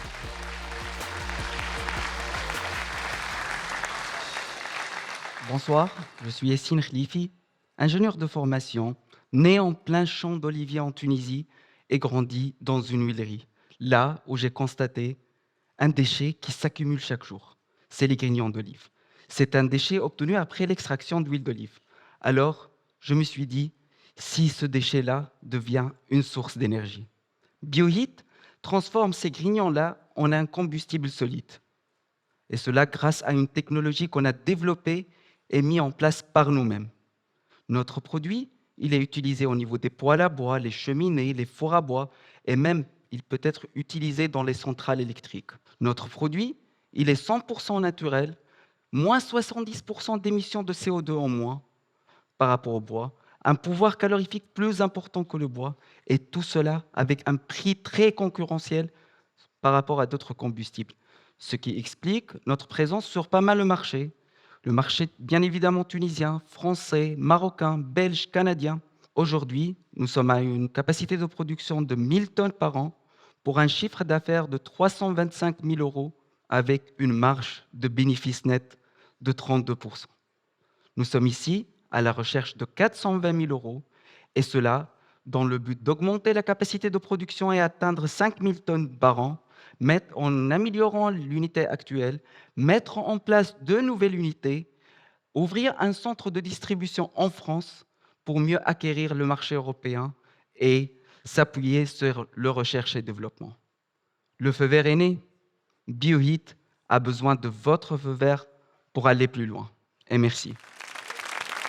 C'est un projet qui traduit un peu un vrai engagement écologique et je félicite tout ça. J'aimerais bien comprendre quel est aujourd'hui le modèle économique. Et ce que je comprends, il y a plusieurs modèles de revenus entre la vente de briquettes, entre la vente de machines également et des licences.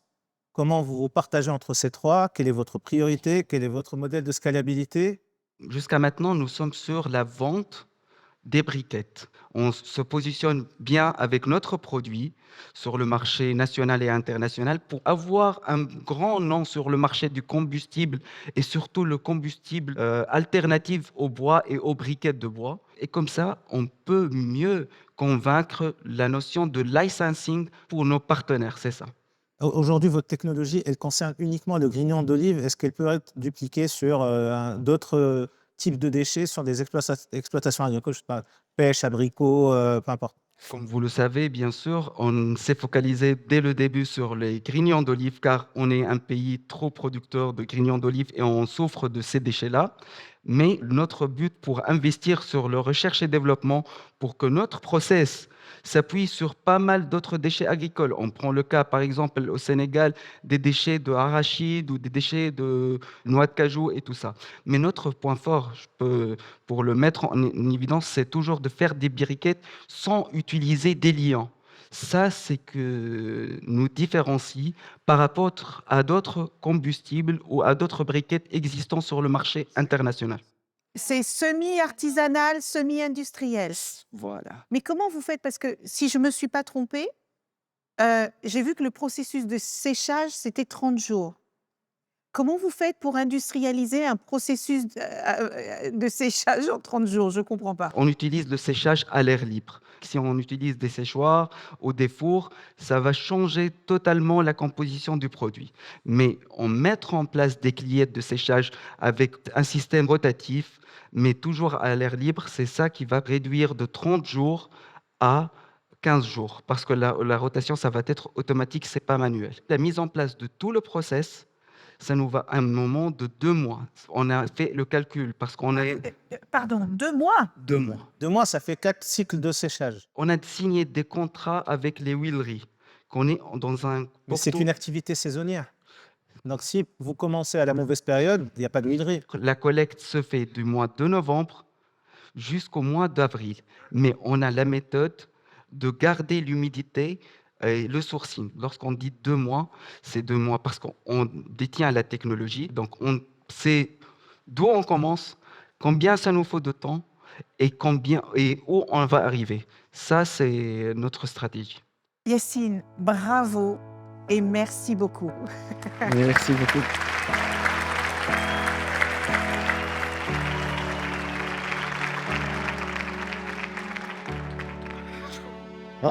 Ah, c'était top. Hein.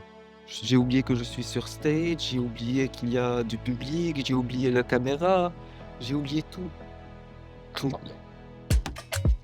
Accueillons maintenant sur scène notre prochaine candidate de Côte d'Ivoire.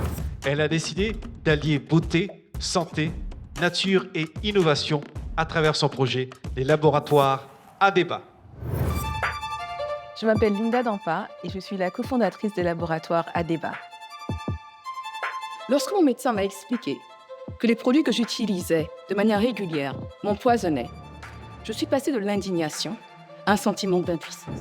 Adeba est un laboratoire de recherche, fabrication et commercialisation de produits biocosmétiques à base d'ingrédients locaux. S'il y a quelqu'un en qui j'ai eu confiance depuis le départ,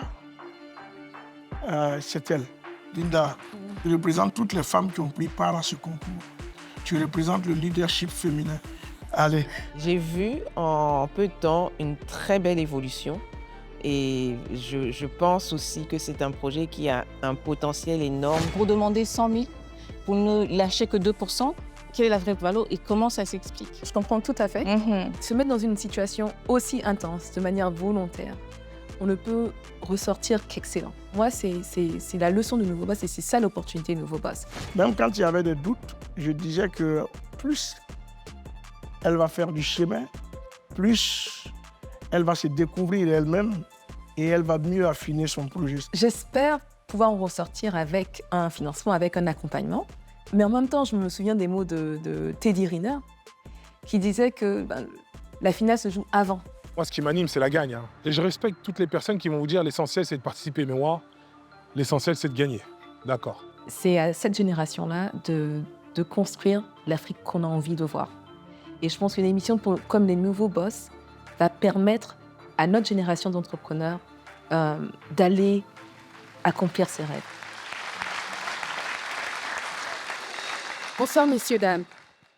L'industrie cosmétique est malade. 90% des produits cosmétiques contiennent des ingrédients dérivés du pétrole. Les conséquences sont graves. Cancer, infertilité, hommes, femmes, enfants, tout le monde est impacté. Lorsque mon médecin m'a expliqué que les produits que j'utilisais de manière régulière m'empoisonnaient, je suis passée de l'indignation à un sentiment d'impuissance.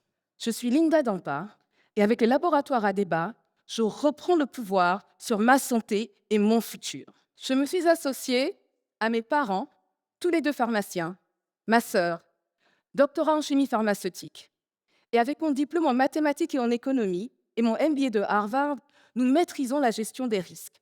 Cela nous permet de créer des produits innovants, efficaces, sans danger, à base d'ingrédients locaux issus de plantes. Lorsque mes clients et clientes, partout dans le monde, se rendent beaux et belles avec Adeba, ils accomplissent 3 autres choses en même temps. 1. Ils préservent leur santé, comme les utilisateurs de notre savon au Carapa, produit inconnu dont nous avons vendu 50 000 unités juste sur le bouche à oreille et qui nous a permis d'atteindre 100 000 € de chiffre d'affaires. 2. Ils poussent une recherche et développement authentique, africaine et forte. Nous avons co-créé le programme du premier master en biocosmétique de l'Afrique de l'Ouest et ce sont des milliers d'étudiants qui vont découvrir les nouveaux ingrédients cosmétiques naturels à base de nos enseignements. 3. Ils participent à une chaîne de valeur durable et inclusive. Nous avons 2 unités de production et un laboratoire ici en Côte d'Ivoire et nous travaillons avec 250 femmes, employées et fournisseuses en milieu rural. Nous cherchons 250 000 € contre 20% de notre compagnie pour accélérer notre activation terrain et recruter une équipe de marketing choc. Je suis la go de Harvard qui vend savon. Ensemble, réinventons l'industrie cosmétique pour une Afrique belle, puissante et sûre d'elle-même.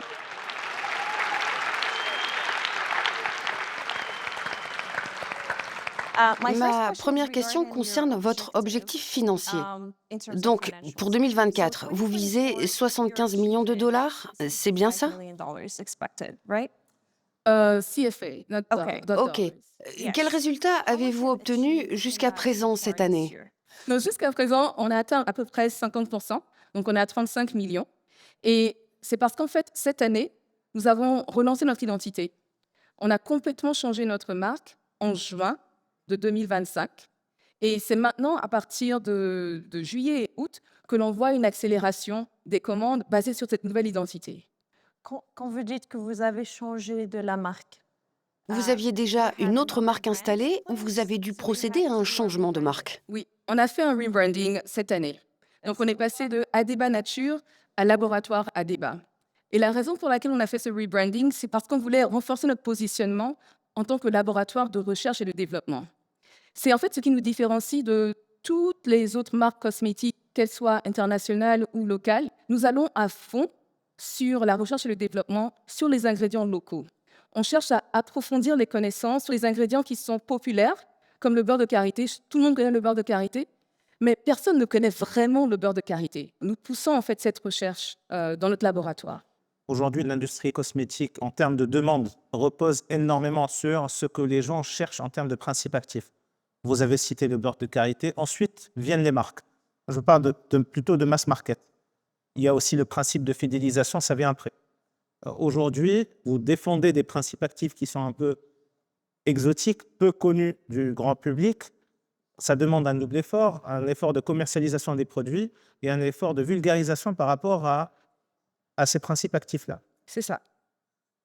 Donc, un double effort, un double investissement. C'est ça. Qu'est-ce que vous prévoyez de faire pour justement faire cette sensibilisation / vulgarisation par rapport à ces principes actifs? Les principes actifs, d'abord, juste en Côte d'Ivoire, l'IRD a identifié 6000 plantes qu'on peut utiliser dans la cosmétopée et la pharmacopée. Donc, on a le choix. Pour pouvoir sélectionner les principes actifs que nous utilisons, on se base non seulement sur les plantes elles-mêmes, mais aussi sur les histoires. Donc, en fait, on se reconnecte à une certaine culture, à une certaine histoire. Donc, par exemple, l'huile de carapa, c'est une amie de ma famille qui, un jour, a débarqué à la maison et nous a dit « Regardez ce fruit-là. C'est un fruit très important dans notre culture et on l'utilise pour soigner. » Et on a commencé à faire de la recherche dessus. Donc, on a eu une convention avec l'une des plus grandes universités ici en Côte d'Ivoire qui nous donne des stagiaires et des doctorants pour nous aider à faire la recherche sur ces actifs-là. Donc ça, c'est comment on sélectionne les actifs. C'est à partir des traditions, c'est à partir des histoires. Et puis maintenant, comment vulgariser? Alors, en fait, ces actifs-là sont tellement puissants, ils sont tellement efficaces qu'ils parlent d'eux-mêmes. Mais votre marché n'est pas que ivoirien. Vous avez parlé de Belgique, de Canada, des États-Unis, etc. Là, pour le coup, le public est moins sensibilisé. Ils sont moins sensibilisés, mais comment est-ce qu'on a acquis ces clients-là? C'est ce qu'il faut comprendre. Et c'est ce qu'on Ensuite, des réseaux qui... Voilà, ou juste des vidéos. Mais l'ambition est plus grande. L'ambition est beaucoup plus grande. Donc, si on a une vidéo sur YouTube qui nous a attiré des clients de Belgique, des États-Unis, c'est comment faire pour que cette vidéo soit vue par beaucoup plus de personnes qui Ça m'amène à ma deuxième et dernière question. Je m'attendais à avoir un appétit beaucoup plus fort, beaucoup plus grand pour le digital. Je ne le vois pas, peut-être dans votre ambition, dans votre plan. Ouais. Donc, je suis curieux d'en savoir plus. Alors, ça va au-delà du digital parce qu'on est en train de travailler avec une équipe américaine qui nous construit un agent IA pour faire le marketing aux États-Unis. Donc, c'est quelque chose sur lequel on travaille depuis 6 mois. On va être live dans quelques semaines. Et ça va même au-delà du digital parce qu'au lieu d'avoir une équipe aux États-Unis, on va pouvoir piloter tout notre marketing à partir d'ici avec cet agent IA. Bravo, merci beaucoup. Merci.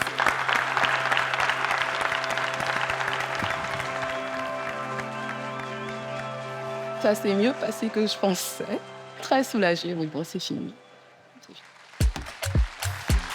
Il va faire son entrée à la suite des autres finalistes. Il nous vient de Centrafrique. Il a décidé de mettre en valeur le talent des créateurs africains avec son projet Gara. Je m'appelle Teddy Kosoko, je suis fondateur de la société Gara, qui est une plateforme qui facilite les accès au contenu sur le continent africain. On peut lancer un business par opportunité, on a eu un problème et on le résout, et on peut lancer un business par mission de vie. Et pour moi, je le fais par mission de vie. Les industries culturelles et créatives africaines pourraient coûter 200 milliards de dollars et générer 20 milliards d'emplois. Mais sans infrastructure de distribution et de monétisation, ce potentiel restera potentiel. J'existe pour résoudre ce problème. Teddy, c'est un entrepreneur avec du feu à l'intérieur, beaucoup de passion, beaucoup de drive. Bonjour. Tu es prêt? Toujours. J'ai beaucoup stressé au Maroc. J'ai énormément stressé. Parce que je voulais aller à la station. Ça, c'était mon objectif personnel. En fait, ce que je souhaite créer, c'est la plus grosse bibliothèque de culture et d'éducation sur le continent. Avoir du contenu 100% africain, créé par des Africains, sur une plateforme africaine, on ne pouvait pas demander mieux. Le projet qui va avoir le premier Golden Pass est Teddy Kosoko. J'ai été heureux sur ce coup, j'étais trop content. J'avais envie de sauter, mais voilà. Comment ne pas appuyer ce genre de projet? On a sélectionné un pitch parce que nous avons trouvé que ce pitch était très bien structuré. La station, je ne m'attendais pas à ce que cela soit aussi intense. Je suis arrivé et ils ont désigné mon pitch comme étant le pitch exemple. Ça aussi, ça m'a énormément surpris. J'ai eu des moments hyper difficiles durant la station parce que je suis parti puiser dans des moments ou dans des endroits de mon existence que j'explore rarement. Il y a une passion que nous avons vue dans ton pitch qui est très forte. Mais c'était un bon moment. C'était un bon moment parce que j'ai libéré un certain nombre de choses de mon existence. L'enjeu pour moi, c'est pas tant le pitch, mais c'est cette ouverture sur le continent africain. C'est extraordinaire. C'est la première fois que je pourrais avoir autant d'impact d'un coup.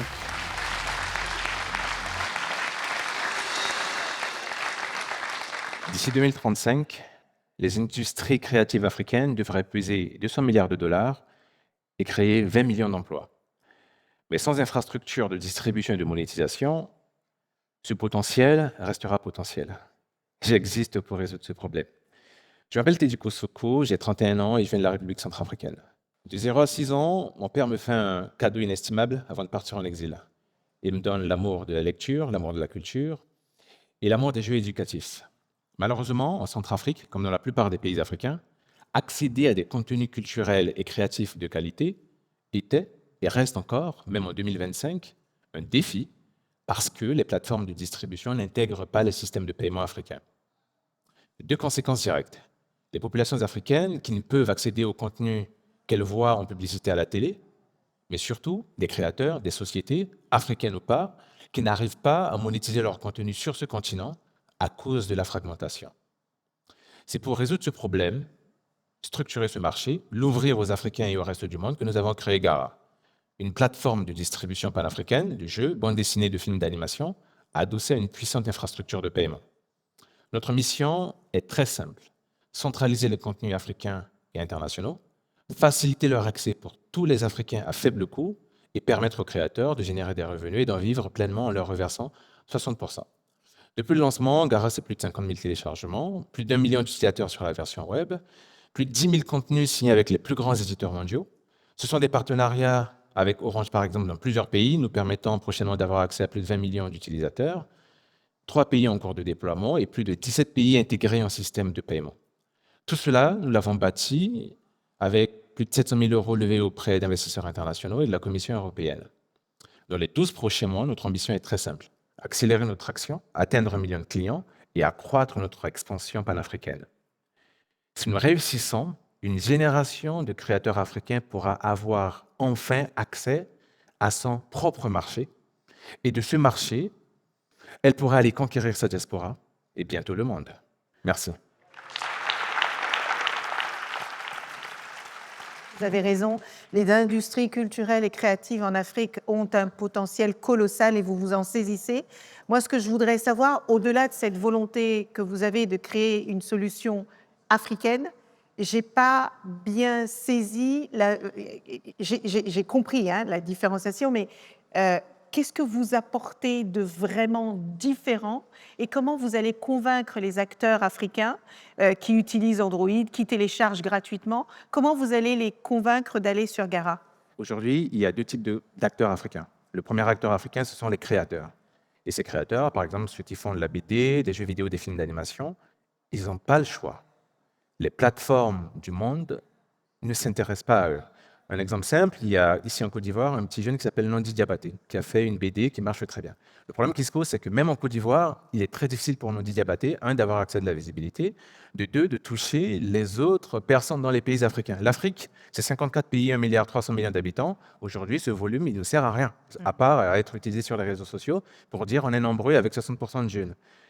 La première chose que fait Gara, c'est de décloisonner le continent. C'est-à-dire que nous avons une grosse infrastructure de paiement qui permet à quelqu'un qui reste en Côte d'Ivoire, qui fait son jeu ou son film d'animation ou sa BD, générer un peu d'argent au Sénégal, générer un peu d'argent en Centrafrique, générer un peu d'argent au Maroc, en Tunisie, en Afrique du Sud, et à la fin de la journée, on se démerde pour que cet argent se retrouve dans sa poche. Le deuxième problème qu'on résout par rapport aux Africains, et ces dernières années, nous avons passé notre temps à essayer de comprendre pourquoi les Africains ne consommaient pas des produits africains, dans quasi tous les secteurs des industries culturelles, hors musique. Parce que les Africains, la plupart du temps, ne savent pas que ces produits existent. C'est pour ça que Gara existe. C'est pour ça que nous avons cet élément différenciant, au-delà des produits internationaux que nous avons, nous misons sur les contenus africains. Mais ça, je comprends, et merci de le clarifier, mais comment vous allez sensibiliser ces gens qui sont aujourd'hui habitués à télécharger gratuitement, à pirater? Pourquoi demain, ils vont payer? En fait, Ouais. c'est ça que j'essaye de comprendre. Ouais, exactement. Comment vous allez gagner de l'argent, en fait? Aujourd'hui, de notre déploiement sur le terrain, dans plusieurs pays, parce qu'on a fait énormément de tests ces dernières années, la population africaine aujourd'hui est prête à soutenir ses créateurs. Ça, c'est ce qu'on voit sur le terrain. Effectivement, il y a une partie de la population africaine qui aime les choses gratuites. Dans le stade, c'est à peu près 60% de la population. On va d'abord réussir, déjà avec ce qu'on a, les fameux 40% qui achètent, on va grossir, on va scaler pour toucher ce fameux volume, et au fur et à mesure, lorsque les gens vont se rendre compte que consommer contribue à créer de la valeur, à créer des emplois, un peu comme ce qui s'est passé un peu partout dans le reste du monde, un peu comme en France par exemple, où l'État a poussé les gens pour consommer localement. Nous, on travaille aussi pour essayer de sensibiliser les gens, pour leur dire, l'argent que vous mettez, vous contribuez à développer le continent, et que votre argent a du pouvoir.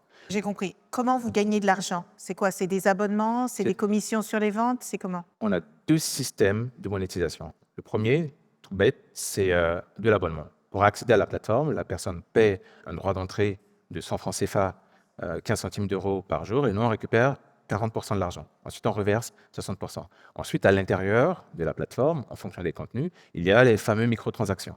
Parce que nous avons développé des mécanismes pour qu'à l'intérieur, par exemple, des jeux, il puisse y avoir des transactions et nous récupérons, pareil, là, 40% de l'argent.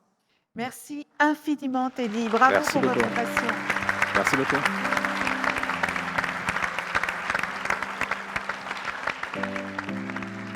J'ai fait ce que j'avais à faire et je suis très content maintenant que ce soit terminé. Et non, je suis content. Je suis resté moi-même. J'ai raconté l'histoire que j'avais à raconter. Je suis totalement soulagé. En fait, ce qui est magnifique, c'est que juste avant de passer sur scène, j'étais détendu. J'étais à l'aise. En tout cas, merci beaucoup. Merci pour tout. La prochaine candidate s'est posé la question comment transformer des terres arides en terres cultivables. Wissal s'empare d'un problème environnemental avec méthode et innovation. Elle nous vient du sud marocain avec ce projet qui s'appelle Sand to Green. Je suis Wissal Ben Moussa, je suis cofondatrice de Sand2Green, une start-up qui met en place une plateforme qui aide à accélérer la régénération agricole. Je suis née dans une région où le désert avance à grands pas chaque année, où les terres fertiles s'épuisent. Et moi, aujourd'hui, je cultive ce désert. Non pas de rêve, mais de vraies récoltes. Wissal, c'est la rêveuse, c'est la scientifique. Régénérer n'est plus une option morale. C'est une nécessité climatique, économique et réglementaire. Elle a fait une très belle évolution durant la station. Ce que les workshops m'ont apporté, que ce soit celui autour de la valorisation, je pense au professeur Hamid par exemple, avec qui j'ai eu de très belles discussions. On a parlé de leadership et de style de leadership. On apprend chaque jour. Avec Claude, on a eu l'atelier du personal branding. Très intéressant. Dis-moi ce qui te motive. C'est planter des arbres et sauver des abeilles. C'est très cliché, mais c'est ça. Et Yacine qui a été vraiment inspirateur sur le fameux pitch de 2 minutes. Donc en matière de axe cognitif, clarté pour l'investisseur, c'est l'axe sur lequel il faut travailler pour justement faire passer le message. L'expérience Les Nouveaux Boss a été extraordinaire pour moi. J'ai beaucoup appris sur moi-même. Ça m'a fait sentir plus forte. Elle a un projet qui a un potentiel énorme. Alors moi, j'espère que Wissal, en finale, elle saura trouver les mots qu'il faut, la posture qu'il faut pour convaincre les investisseurs de rentrer dans ce projet parce que c'est un projet à ne pas rater.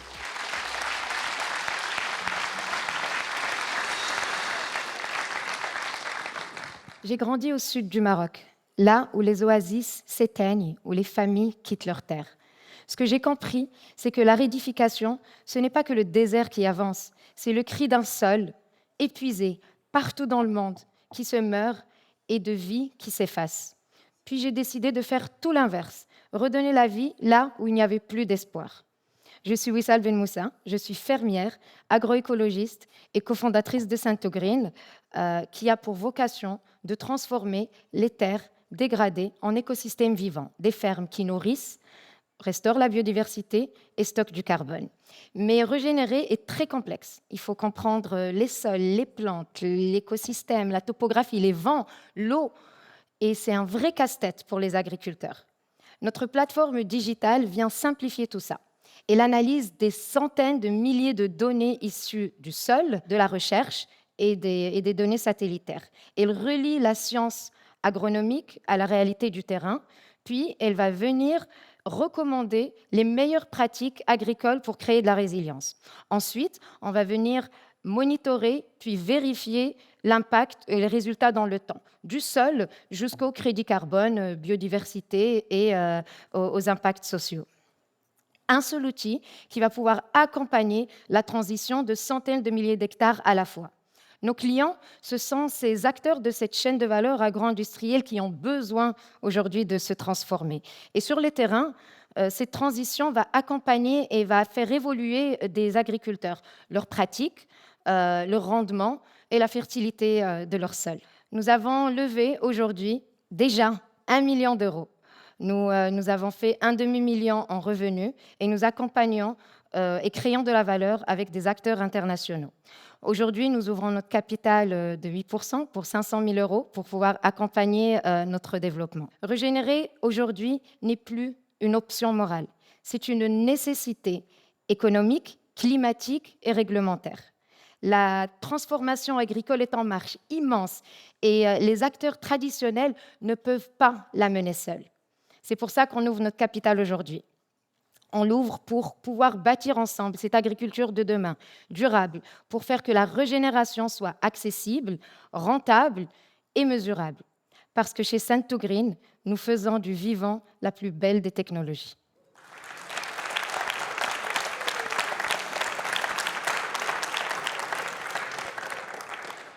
Très bon pitch, merci pour ça. Alors, comment vous utilisez le AI dans ce projet? Parce que Je pense que l'élément le plus important ici, c'est que vous vous appuyez sur l'intelligence artificielle. Votre solution est alimentée par l'IA, la plateforme elle-même, n'est-ce pas? Et vous avez omis de le dire dans votre pitch. Or, c'est essentiel, car l'IA est au cœur du problème actuellement. Alors, effectivement, l'intelligence artificielle ne fait pas partie inhérente de la plateforme aujourd'hui. Nous nous basons sur des données satellitaires, sur des données climatiques, sur des bases de données du sol. L'intelligence artificielle, aujourd'hui, elle va venir combler ce lien entre l'analyse terrain qu'on va faire, c'est comme un diagnostic de sang qu'on va faire, et elle va venir recommander les meilleures pratiques. C'est là où l'IA va être aujourd'hui utilisée, pas dans la base de données actuelle. Maintenant, le modèle, vu que c'est un modèle digital, le plus on régénère de terre, le plus on gère des hectares sur la plateforme, le plus on a de données et le plus effectivement l'IA et le machine learning peuvent nous permettre d'être encore plus précis dans nos recommandations, d'être meilleurs pour nos terrains régénérés. Wissal, d'abord, bravo pour avoir choisi cette thématique qui est d'abord traduite quelque part et reflète un peu votre récit de vie, mais également une vraie problématique auquel font face beaucoup de pays africains. Vous avez piloté et vous avez fait une transition assez intéressante entre le service et le SaaS, mais ça me renvoie à une question par rapport à la récurrence. Vous prenez l'exemple de l'analyse de sang. Combien de fois on fait d'analyse de sang? Très bien. Et comment on peut justifier le paiement d'un SaaS si au final l'utilisation elle est peu récurrente? On a effectivement la partie diagnostic, puis la partie recommandation de pratiques et de protocoles. Effectivement, sur ce volet-là, il n'y a pas de récurrence per se. Mais on a toute la partie suivi et MRV, donc monitoring et vérification de l'impact. Le MRV est important dans le sens où aujourd'hui, quand un grand groupe agro-industriel a besoin de régénérer ou en tout cas de mettre plus de résilience sur sa chaîne de valeur, on va suivre les rendements, on va suivre l'eau, Je veux juste aussi rajouter que tous les protocoles qui sont aujourd'hui proposés par la plateforme sont des protocoles qui sont traçables, auditables. L'idée, c'est, in fine, aussi, avec cette levée de fonds, de pouvoir non seulement aujourd'hui être traçable sur ces standards, mais être vecteur de certification. Vous êtes une magnifique fermière. Oui, merci. Et je trouve que votre mission est absolument superbe. Merci beaucoup de vous intéresser à ce sujet. Asna a abordé une question essentielle dans votre projet, qui est l'intelligence artificielle. L'intelligence artificielle n'existe pas sans les données. Or, l'un des problèmes majeurs que nous avons sur le continent africain, c'est l'absence de données et de données de qualité quand elles existent. Comment vous allez répondre à ce challenge? La donnée, tout tourne autour de la donnée. Aujourd'hui, nous, on va un peu agréger la recherche, la donnée et la partie recommandation et MRV. Donc, sur la donnée, aujourd'hui, notre donnée, elle va venir de modèles existants déjà. C'est-à-dire, on va utiliser de la donnée satellitaire qui existe déjà. On va utiliser pour le sol, pour tout ce qui est indicateur du sol, on va utiliser une des plus grandes plateformes qui existe aujourd'hui, qui est SoilGrid, pour pouvoir un peu mapper une majorité des sols. Effectivement, cette problématique du sol africain qui n'est pas entièrement mappée et existante, mais l'objectif, et c'est là où l'IA interne à nous va rentrer en jeu, le plus on régénère de terre, le plus on a de la donnée et le plus on peut être plus pertinent sur les recommandations qui vont venir dans le futur. Merci beaucoup. Bravo. Thank you. On vous souhaite de réussir. C'était trop bien. Bon. Notre dernier candidat nous vient de la RDC. Il a décidé, lui, de lutter contre la déforestation. Patrick teste et développe ses solutions au sein de son entreprise PKT Partners. Je suis Patrick Abanguero, directeur général de PKT Partners. Nous sommes dans la production des solutions d'énergie des cuissons propres, production des intrants agricoles et le recyclage des déchets. Notre solution offre de l'énergie en quantité beaucoup plus élevée que le charbon ordinaire. Il limite la déforestation, il améliore les conditions de vie. Que demander d'autre? Vous devez absolument nous accompagner à la station. Donc bravo, l'aventure continue pour vous. Merci beaucoup. La station, on a bénéficié de la visite d'un grand champion. Donc personnellement, je me suis identifié en lui. À toute chose qu'il fait, il va pour gagner. Mais n'oubliez pas une chose, vous avez un but, un objectif, on lâche rien. C'est comme ça que je vis ma vie aussi. Je me dis, je suis un gagnant. Dans le cadre du présent programme, nous avons besoin de le gagner, qui nous permettra de renforcer nos équipements industriels. Superbe évolution. En tout cas, en peu de temps, ce qu'il a été capable de faire prouve qu'on ne s'est pas trompé. Moi, j'ai un problème.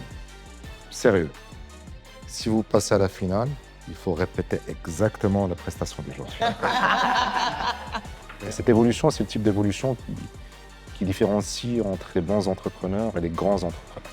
Aujourd'hui, je me sens très meilleur, très outillé, très bien équipé. Mon objectif a toujours été de gagner.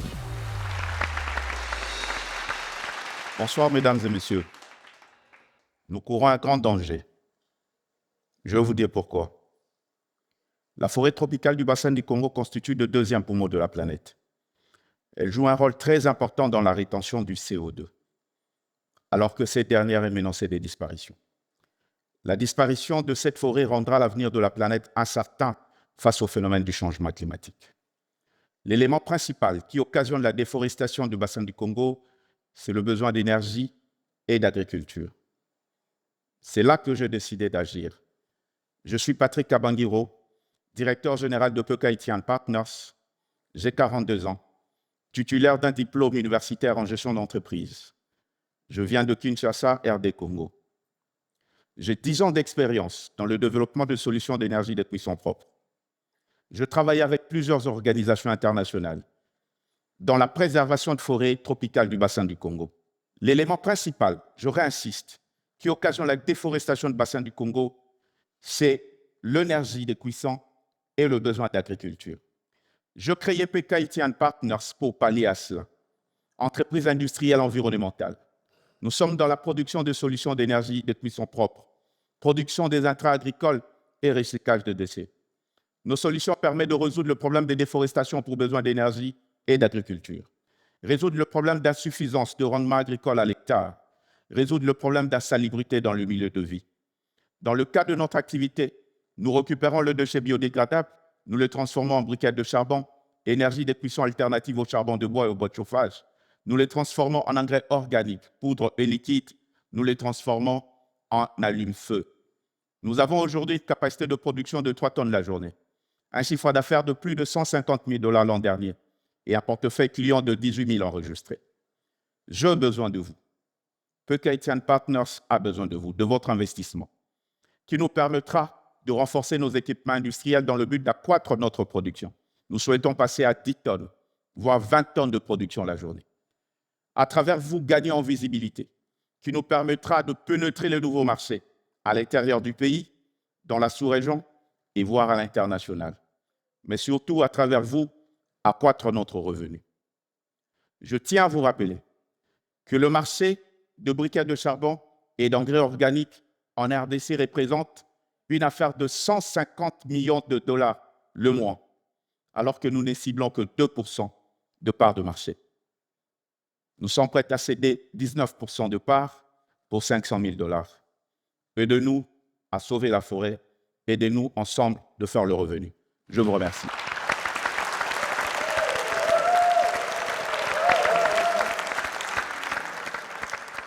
Merci beaucoup. En effet, je pense qu'on est tous d'accord sur les enjeux que vous présentez en début de pitch. Moi, j'aimerais bien comprendre qu'est-ce qui empêche une croissance organique de vous emmener aux objectifs que vous venez d'énoncer en termes de nombre de tonnes de production.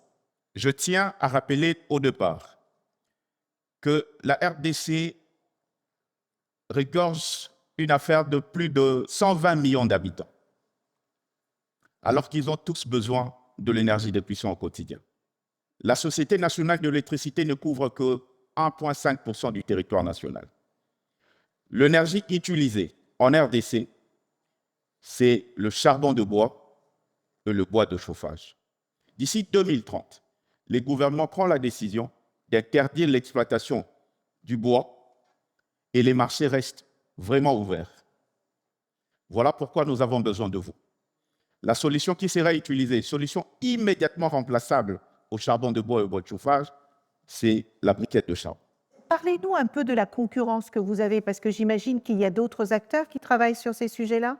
À Kinshasa, nous faisons partie de 2 grands distributeurs ou producteurs de solutions d'énergie de cuisson, énergie à base de briquettes. Il y a d'abord nous, en fait, nous occupons la partie ouest de la ville, et puis il y a un autre grand concurrent aussi, lui il est de la partie est. Donc déjà nous deux, nous occupons la grande partie du marché à Kinshasa. Moi je suis dans le Congo central et lui également occupe l'autre province qui est le Bandundu. Vous estimez le marché à combien? Nous estimons le marché à plus de 150 millions de $ le mois. Donc un marché à 150 millions de $, vous faites un chiffre d'affaires de 150 000 $. Et je tiens à rappeler. Oui. Qu'est-ce qu'il faut faire pour que le numéro 2 du marché, ou peut-être le numéro 1 du marché, puisse capter la vraie valeur de ce marché? L'élément aujourd'hui qui garde le marché, c'est le charbon de bois. Informel. Informel. Parfois parce que tout le monde coupe le bois. Parfois même criminel. Criminel. Ouais. Alors que l'État a pris la décision. D'ici 2030, il exclut cette exploitation-là de bois criminel, de charbon de bois criminel. À Kinshasa, désormais, d'ici 2030, il n'y aura plus de charbon de bois. Kinshasa représente 15 millions d'habitants. La ville seule de Kinshasa, 15 millions d'habitants. Alors que je vous dis qu'à Kinshasa, on n'est que 2 grands producteurs. Les marchés restent libres. Mais cela ne veut pas dire que notre solution à ce jour n'est pas demandée. Notre solution est fortement demandée, mais sauf que notre capacité de production est complètement limitée. 0,1% du marché. 0,1%. Complètement limitée. Pourquoi? Parce qu'on n'a pas assez d'équipements efficaces qui nous permettent d'accroître notre production. C'est ça la raison pour laquelle on est vers vous. Nous voulons accroître. Et puis au-delà de tout, notre solution offre plus d'énergie que le charbon de bois. La demande, en termes de comparaison, si on demandait à un ménage de faire le choix, il va désigner notre solution, mais sauf qu'on n'est pas à mesure de combler le besoin du marché parce qu'on ne sait pas produire en quantité demandée. Merci. Merci beaucoup. Et bravo. C'est un très beau projet.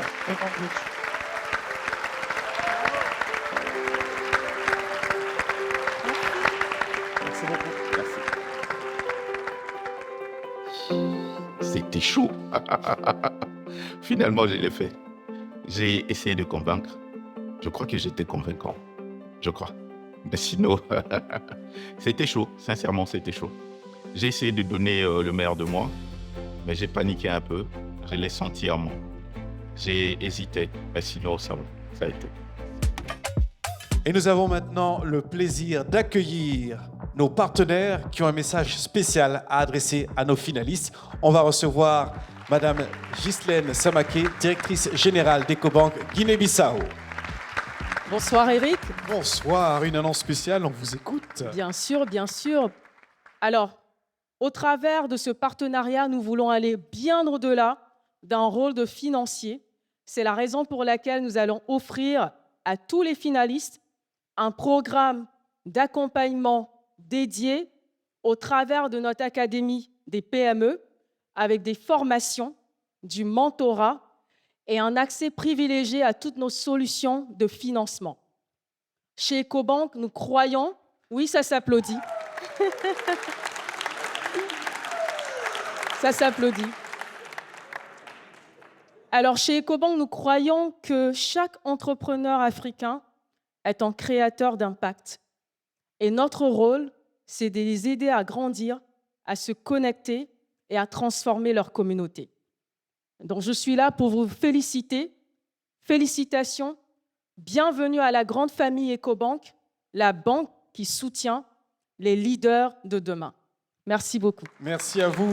Merci infiniment. Je pense que ça va ravir nos finalistes qui reçoivent ici cette annonce de Ecobank. Comme on dit en Afrique, une bonne nouvelle n'arrive jamais seule. Nous avons également Aminata Khan, Senior Vice President Afrique de l'Ouest et centrale de Visa, qui nous adresse ce message pour nos finalistes. Bonsoir à toutes et à tous. Chers candidats, ce soir, vous êtes au cœur de l'avenir entrepreneurial de l'Afrique. Chacun d'entre vous incarne l'audace, la créativité et la résilience qui font émerger une nouvelle génération de leaders. Chez Visa, nous croyons en votre vision et en votre capacité à bâtir des entreprises qui changent des vies. C'est pourquoi nous soutenons les Nouveaux Boss, un programme qui valorise l'entrepreneuriat, met en lumière l'innovation et accélère l'inclusion financière. Félicitations pour votre parcours jusqu'à cette finale. Chaque étape est une victoire. Bonne chance à toutes et à tous.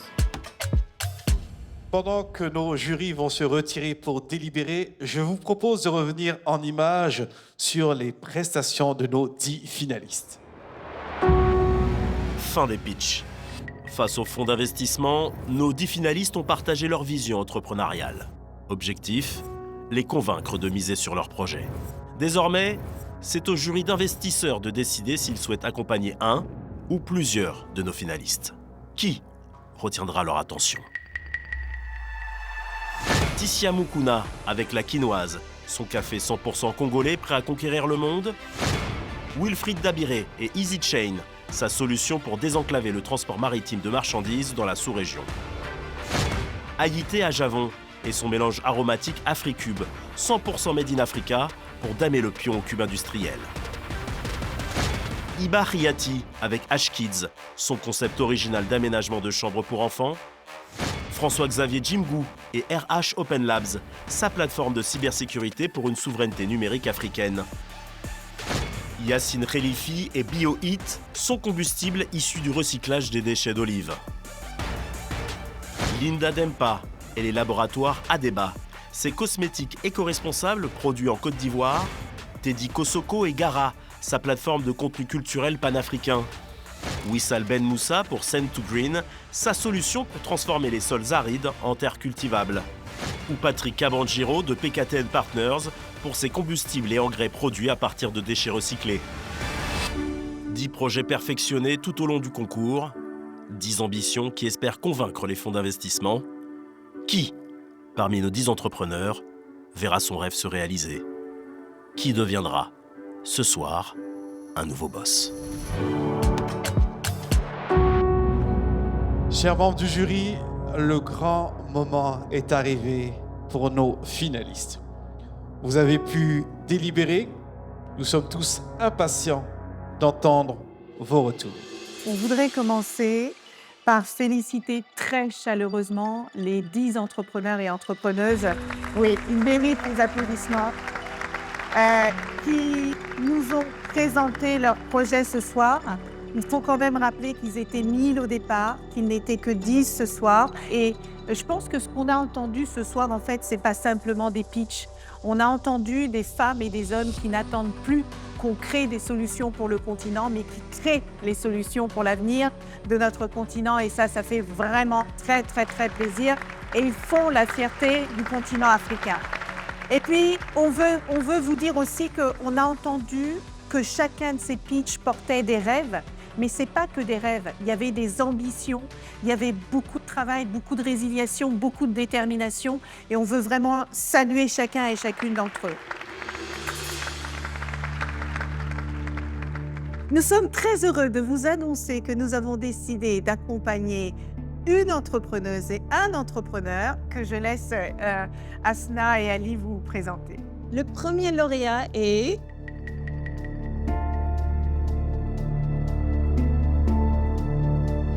Wissal. Wissal Ben Moussa Sen Tchougreen, qui nous vient du Maroc. Félicitations à elle. Merci de nous retrouver sur scène. Félicitations.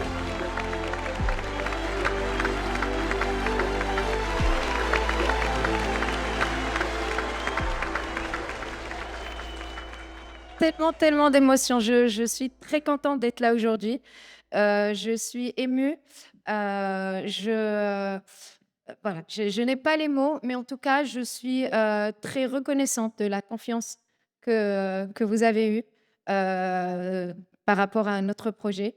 Je suis contente du tremplin qu'on a eu via cette émission, de pouvoir parler de changement climatique, de pouvoir parler d'agriculture de régénération, de pouvoir parler de solutions scalables, réelles, qui viennent de l'Afrique pour l'Afrique. Donc, je suis contente. Merci pour votre confiance.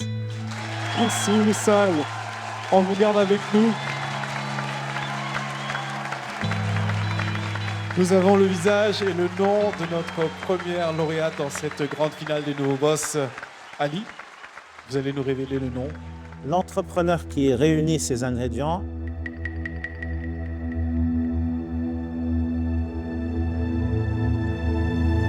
c'est Wilfried EasyChain.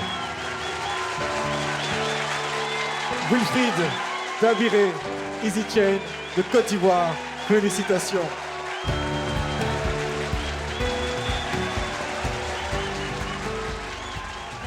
Voilà, Wilfried, on vous écoute.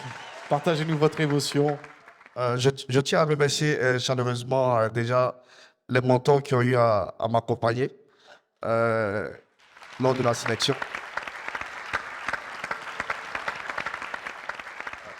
Parce que cette émission était une école d'apprentissage et de beaucoup d'humilité. Parce que j'étais venu avec une première idée, mais que je n'arrivais pas à faire véhiculer correctement. Et je crois que lors de ces 3 jours à grand bénéfice, je crois que j'ai eu le déclic. Déjà avec le personal branding qu'on a eu. Parce qu'habituellement, lorsque je fais des pitchs, je parle plus de la solution, mais moins de mon expérience personnelle et de ce qui m'a conduit en fait à la création de EasyChain. Donc merci beaucoup aux mentors. Je tiens à féliciter aussi les autres candidats, mes amis,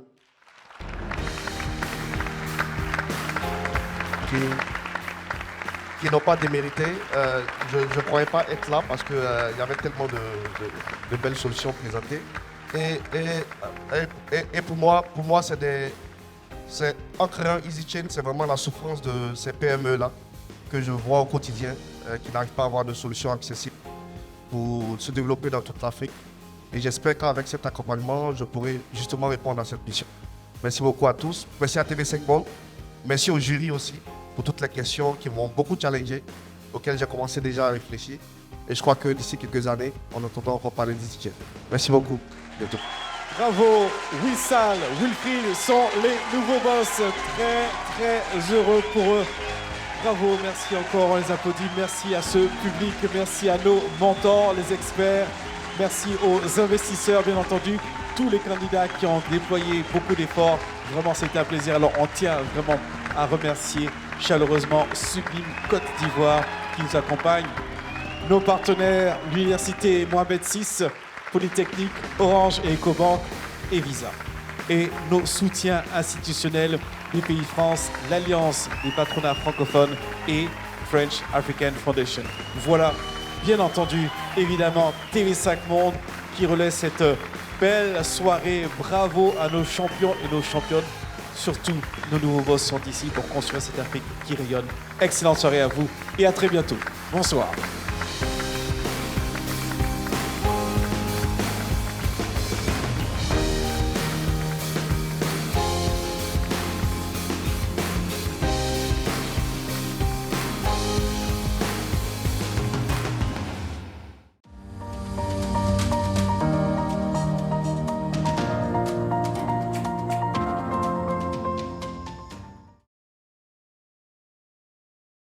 Un hub d'excellence qui forme une nouvelle génération de leaders engagés au service de l'Afrique. Université Mohamed VI Polytechnique.